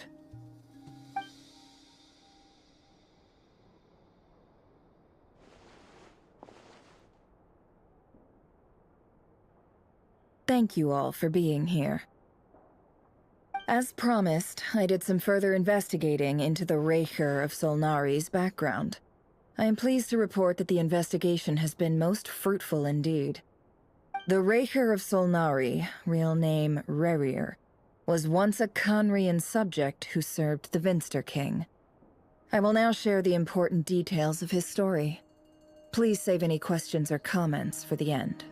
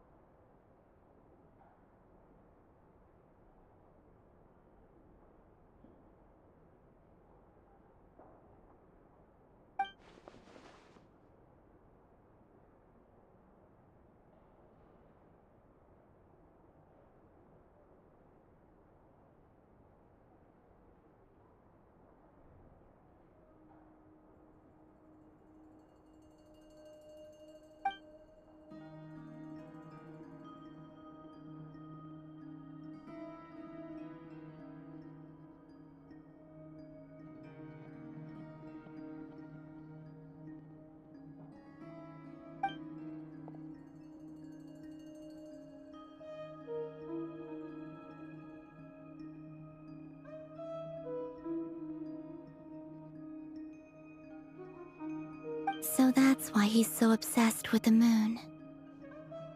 A tragic tale, to be sure. But it does not excuse his many transgressions. No matter how much Rerir suffered in the past, the fact remains that he is what we know today as the Wild Hunt, wreaking havoc upon innocent lives in Nod-Krai. He becomes more dangerous with each passing day. If left unchecked, it is simply a matter of time before all of Teyvat suffers the consequences. This is a threat that the Knights of Favonius cannot ignore. A question for Miss Columbina. Forgive me if this is presumptuous, but have you ever seen the spatial gateway that appeared in Rerir's memory? Never. But I have heard stories of something called the Moon Gate, and this seems to fit the description. Miss Lama, any thoughts on this? In the lore of the Frost Moon Scions, the moon is believed to hold many secrets. Some sources speak of ancient knowledge, others of a gateway to the unknown. The term Moon Gate is one I have heard before. But as is the case with all of our legends, there are no records of any first-hand witnesses. We cannot know whether it truly exists. Then back to Miss Columbina. As a moon goddess yourself, do you have some idea of where the Moon Gate leads to? Not at this stage, sorry. I do hold the power of the Frost Moon, and my strength is recovering well. I can sense that the gate would open at my command, but... But there's more to the power of the Frost Moon than that? Yes. A moon goddess has the right to open the Moon Gate, since it is a path to the moon. But as never mentioned, holding open a spatial gateway takes a huge amount of power. And right now, I need to conserve my energy to fight the Rerir of Solnari. I'm afraid this is one mystery we may have to leave unsolved for now. I agree. Better to save your strength. But if you'll humor me for a moment, I have a bold conjecture of my own regarding the world beyond the gateway. I highly suspect that neither Tholindis nor Rerir made it through unscathed. The evidence pointing to this is the fact that the Rerir of Solnari exists in the form of countless fragments. With the abyssal power he wields, no ordinary foe can touch him, let alone tear him to shreds. And yet, the Wild Hunt proliferates wherever his scattered fragments lie, drawing hordes of monsters to many different locations across the land. So your theory is that Rerir was physically torn to shreds by some powerful force? Hence, why the Wild Hunt is a distributed phenomenon, rather than a unified one? Makes sense to me. Explains why the Wild Hunt is so pervasive, and why he's been trying to piece himself back together. He was whole to begin with, and he wants to be whole again. Without the power of the Abyss on his side, he almost certainly would have perished the moment he was torn apart. But the Abyss, much like a curse, has kept him alive. I could not agree more. The power of the Abyss is most surely a curse. It is a compelling explanation, and one that accords with my present understanding of Abyss creatures. Whether the life form in question is primitive or advanced, if a curse has extended its lifespan unnaturally, it will continue to survive in spite of everything. This raises some interesting questions. I will run some experiments and see if there is any validity to my suspicions. That being said, regardless of whether my research bears fruit, I would like to thank Miss Nefer for conducting such a thorough investigation. Already, it has greatly enriched my understanding of the entity we face. My pleasure, Mr. Albedo. I too hope that the information I have shared today proves useful as we look to formulate the next stage of our plan. Hey! What is it, Dainsleif? You look really upset! It's just... when I think of the man I once knew as Rerir, I struggle to understand why things had to turn out like this. The two of you used to be friends, didn't you? I don't know if these words will bring any comfort, but my heart goes out to you. Mine too.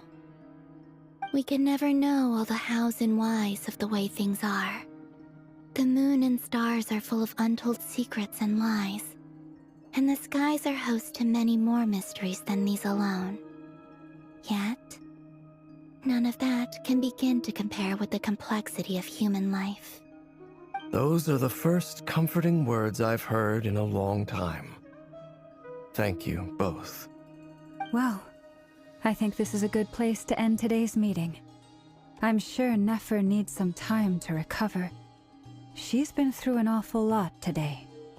That's very thoughtful of you, Llama. Of course. Sounds good to me. Take some time to rest and digest before we reconvene to nail down a plan.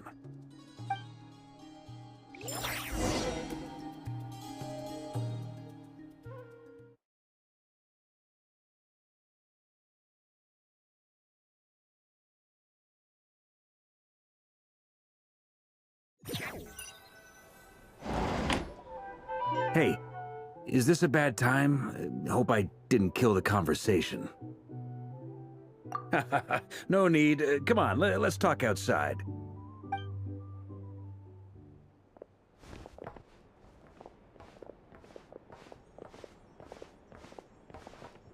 Anyway, Nefer went back to the curatorium to get some rest. But before she left, she shared some things with me that I thought you should be aware of. Firstly, although she managed to trap the Raker of Solnari inside her chess set, there's no guarantee that the power of the Ibis King is any match for one of the 5 sinners. Their powers are beyond our comprehension. It's only a matter of time before he finds a way to break out. We have to come up with a plan and take care of him before that happens. Honestly, my mom figured that might be the case. So, how long have we got? Well, I asked her that same question. She talked for a long time, but for the most part, it seemed like she was trying to convince me how precious her chess set is, and what a long and storied history it has.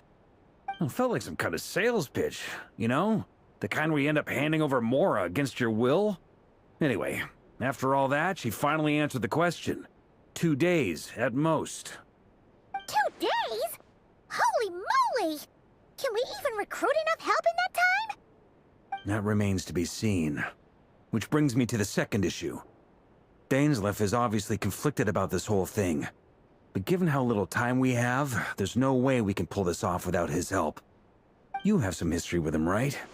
Do you think maybe you could talk to him for us?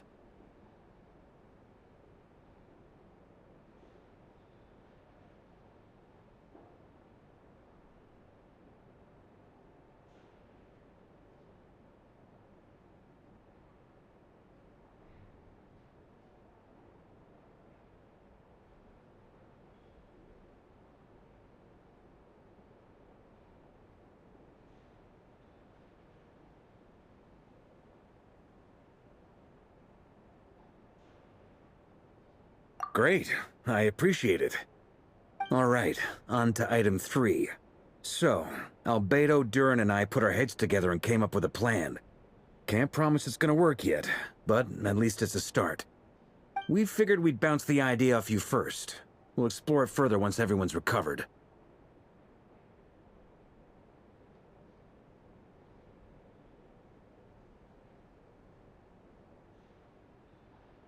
Oh, Paimon's dying to hear this.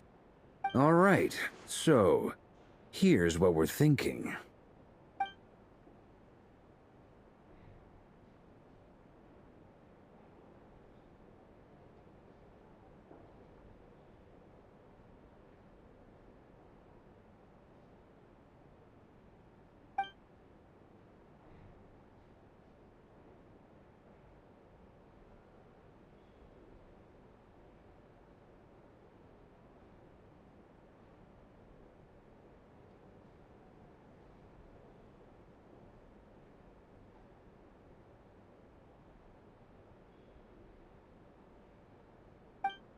We felt a little uneasy about roping you into this. I mean, firstly, you're not locals, and secondly, none of us are your boss. You're well within your rights to refuse if you so choose. Roping us in? Why would you even say that? We know the stakes here. It's all of us against the Reher of Solnari, or none of us stand a chance. I choose my words very intentionally, I'll have you know. I like to think there's an art to striking a down-to-earth tone even when the stakes are through the roof. Sir Varka, I have a few thoughts about this plan. I'm all ears. I think we can be more flexible with how the roles are allocated. In my view, the most sensible lineup would be like this.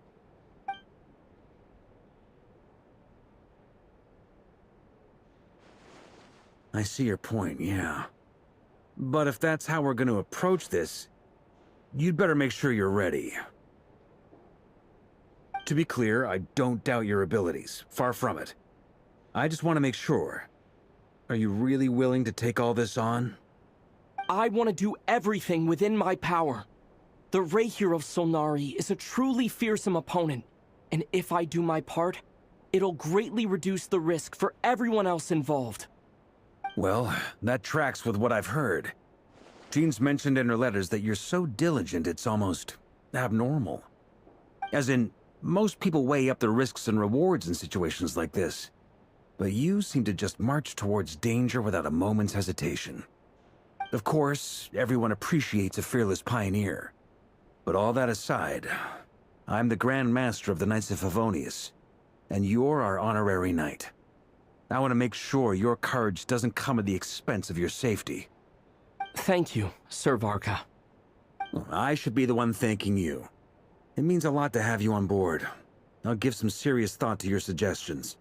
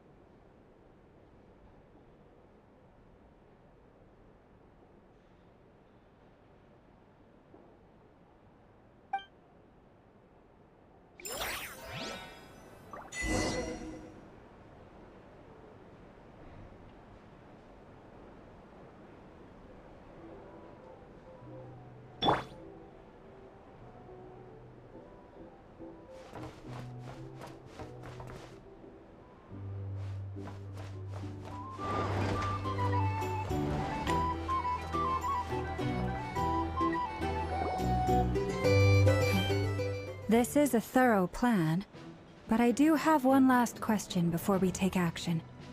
How can we be sure that our enemy won't leave the designated area? Great question. Albedo's been hard at work analyzing Rarer and the Wild Hunt's behavioral patterns. His conclusions are as follows. Firstly, from the earliest known confrontation until now, Rarer has never displayed any ability to manipulate the dimension of space. So it's unlikely he has any power in that domain. Secondly, he seems to have a particularly strong vendetta against our group. If we put him in a fight-or-flight situation, he'll choose to fight every time. Thirdly, finally, and most importantly, he is consumed by hatred, both for the moon and for his enemies. Turns out, we tick both of those boxes. We have a reincarnated moon in our ranks, and a spy who accessed his private memories without permission. He'll be baying for blood, not looking to escape. As someone who's had their fair share of interactions with the Wild Hunt, those all seem like valid observations to me. Understood. Then I will defer to the verdict of the group. Well, everyone, that's the plan in full detail. Albedo and Durin are carrying out their part as we speak. Plan approved. Scheduling. Okay, any firepower you need, I got you covered. Let's light this baby up. The Frost Moon Scions are behind you as well. And the rest of you?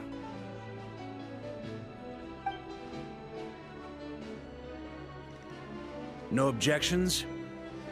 All right, then it's settled. This is the plan we're going with. Next up, an old tradition of mine. Anyone who wants to back out, now's your chance. Wait, we can still back out of this? Everyone says things they regret, right? I don't want anyone feeling trapped because their mouth said yes before their brain had time to think things through. A very people-first approach. I hear that's common practice in the Knights of Favonius. Heh. Who'd you hear it from? D-Luke? Shh. We don't use people's real names at work. This contact will be known only as Owl, please and thank you. This plan can only work if everyone does their part. Flint's and I will absolutely support it. We shall indeed.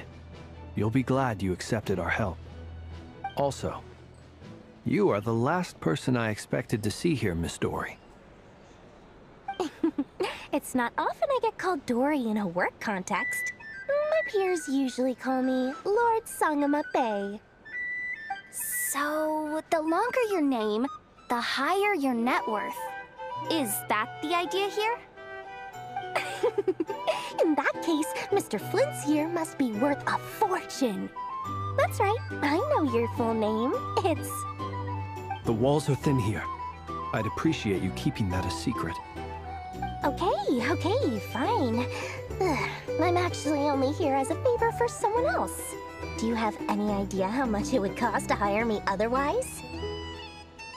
Oh, does this mean someone out there actually has the power to boss Dory around? It most certainly does not. We have a long-standing and mutually beneficial business partnership. She's actually the mom of a friend of yours. Said mom supplied me with a great little trinket, but now that lady's ruined everything. If I don't start building a little goodwill now, my whole business in Nod-Krai is gonna go down the drain! Okay. So what exactly is so special about this pendant? It's a lucky charm that a great mage made for me. We have a business relationship, and she was worried that something bad might happen to me.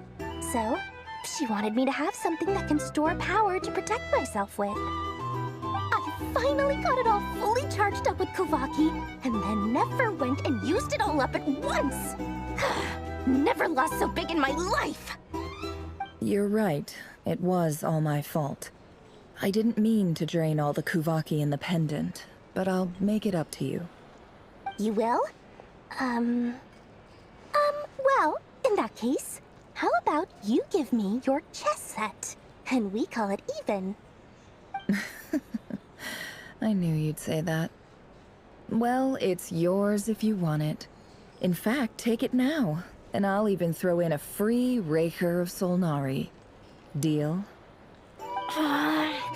You're putting me in a difficult position here.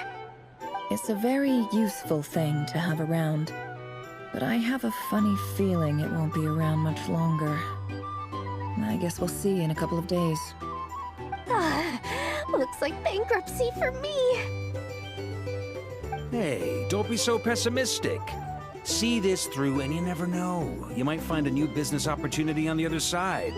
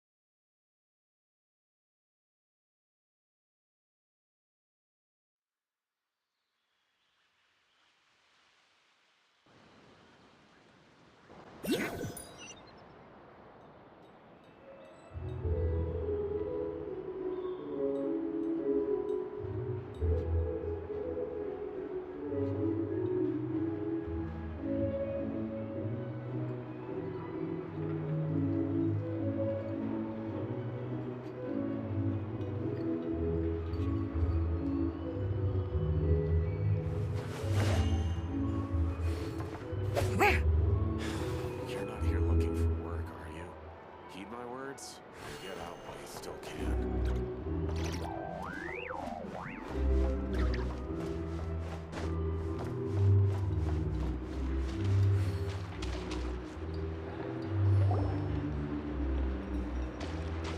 Dory! How are things going? Feeling ready? Oh, I was born ready. We only have 2 days. You think Lord Sangamabe would let an opportunity like this slip by? Don't forget, when something's in high demand, the people with the goods on hand get to charge the highest price of all, even higher than the sellers taking advance orders. Ta-da! See? It's right here. Ah, it's so pretty. Did you make it?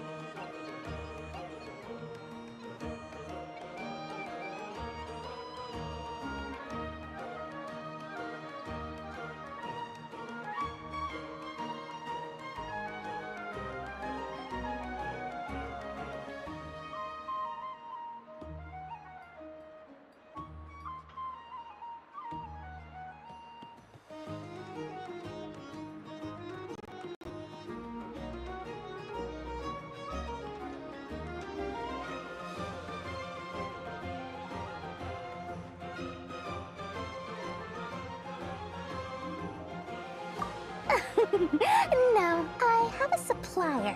We go way back, so he made me a very attractive offer. Aha!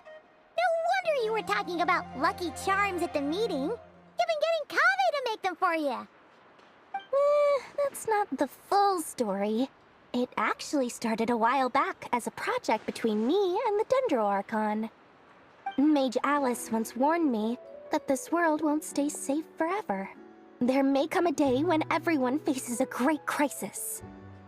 I passed this on to the Dendro Archon, and she secretly brought together a research team made up of Sumeru's top scholars to invent a technology that could keep people safe.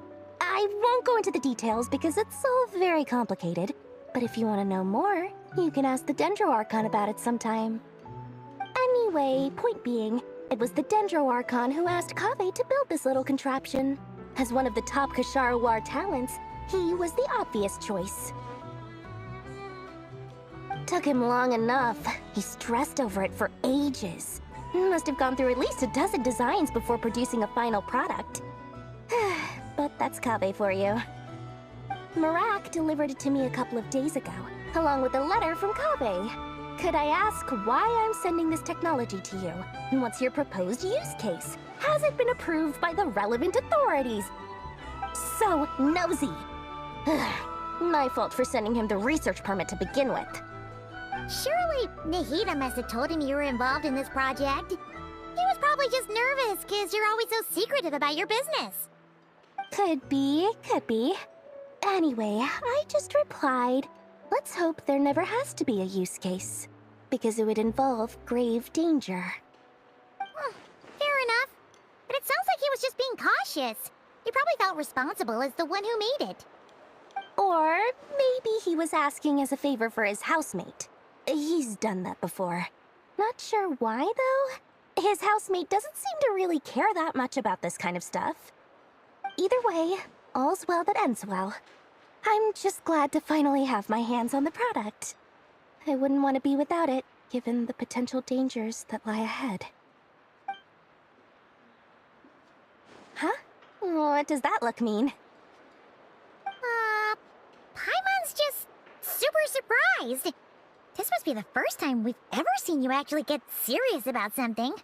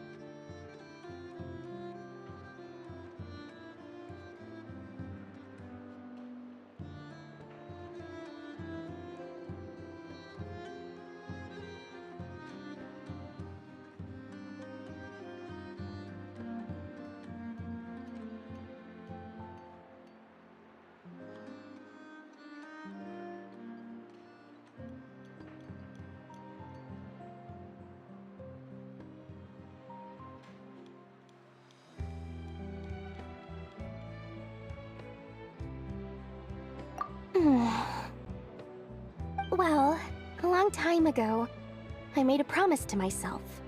I promised that I was gonna live every day of my life with a big beaming smile. Obviously, Mora plays a big part in that. But there are always gonna be times in life when you have to give something back. That could mean paying back a debt, returning a favor, or showing some kindness. Alice has been a huge help to me over the years. She was the first investor I ever had. And I want my investors to know that Lord Sangama Bay is the best in the business. And more than that, no one knows what the future will bring. Whatever happens, I want to make sure the Dendro Archon and all of Sumeru is prepared to face whatever comes.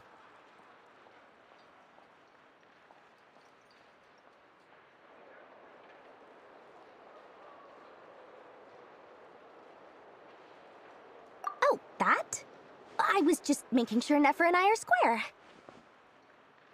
Don't be thinking it was some sort of benevolent act. I'm no saint, so don't treat me like something I'm not. My priority is doing the business that I want to do, so long as my conscience lets me, but it usually does. That's the Lord Sangama Bay business model. All right, if you say so. I do say so, and that's the whole point. I'm a businesswoman. Don't go trying to figure out what kind of person I am. You'll exhaust yourself. Much easier for everyone involved if you just take my word for it. Oh, and could you two help me get this stuff where it needs to be? Thanks so much. You're my favorite assistants.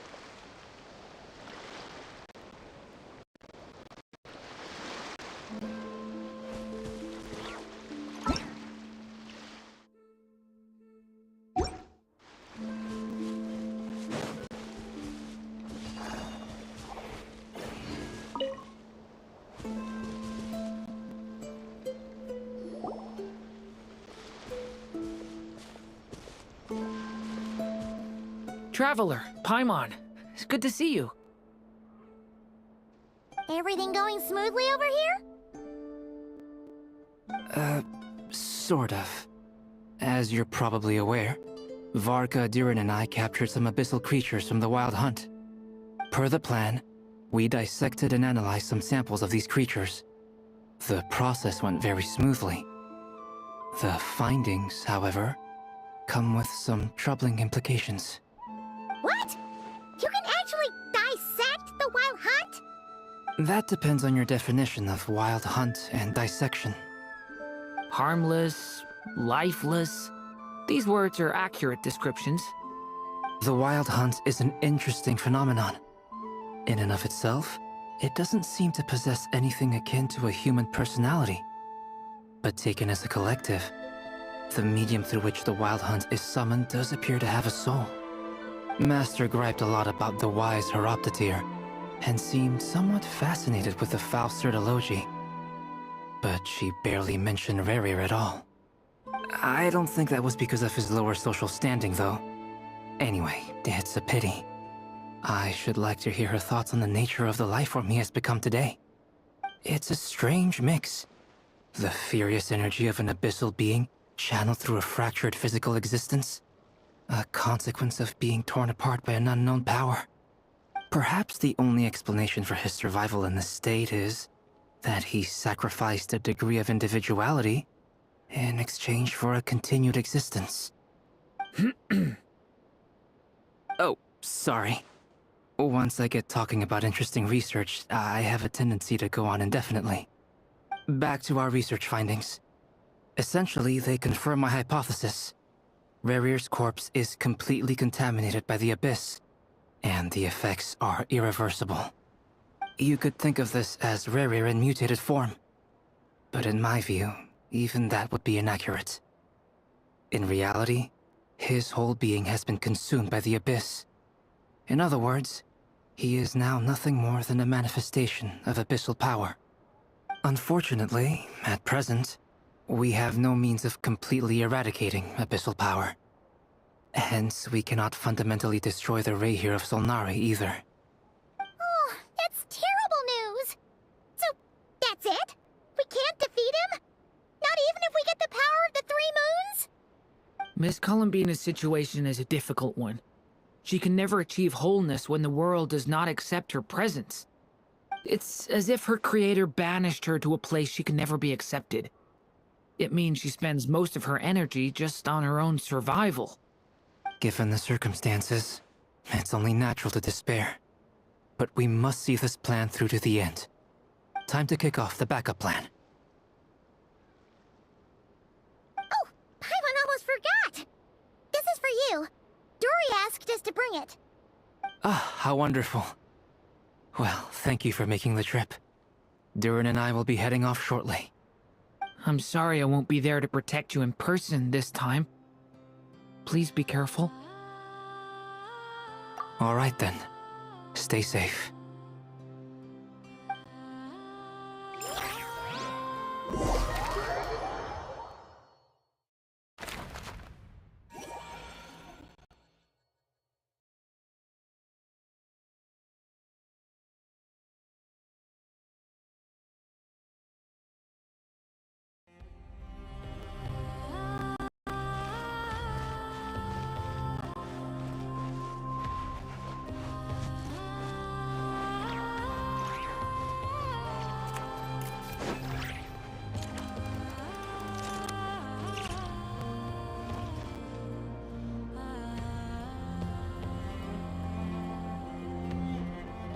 Miss Lauma, is everyone here?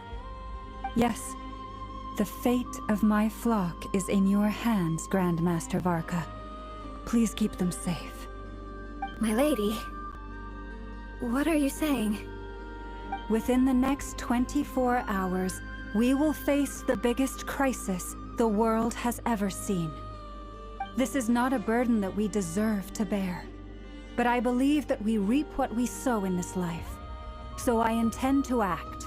I must do what I think is right. For me, that means fighting for the future of Nod-Krai. This gentleman is the Grand Master of the Knights of Favonius, Varka, Knight of Boreas. In my absence, please follow his lead. Hey, everyone. Guess I should introduce myself. Well, to start with, I know my way around a battlefield. Biggest strengths are honesty and hard-workingness. Anyway, point is, I don't intend to let Lauma down.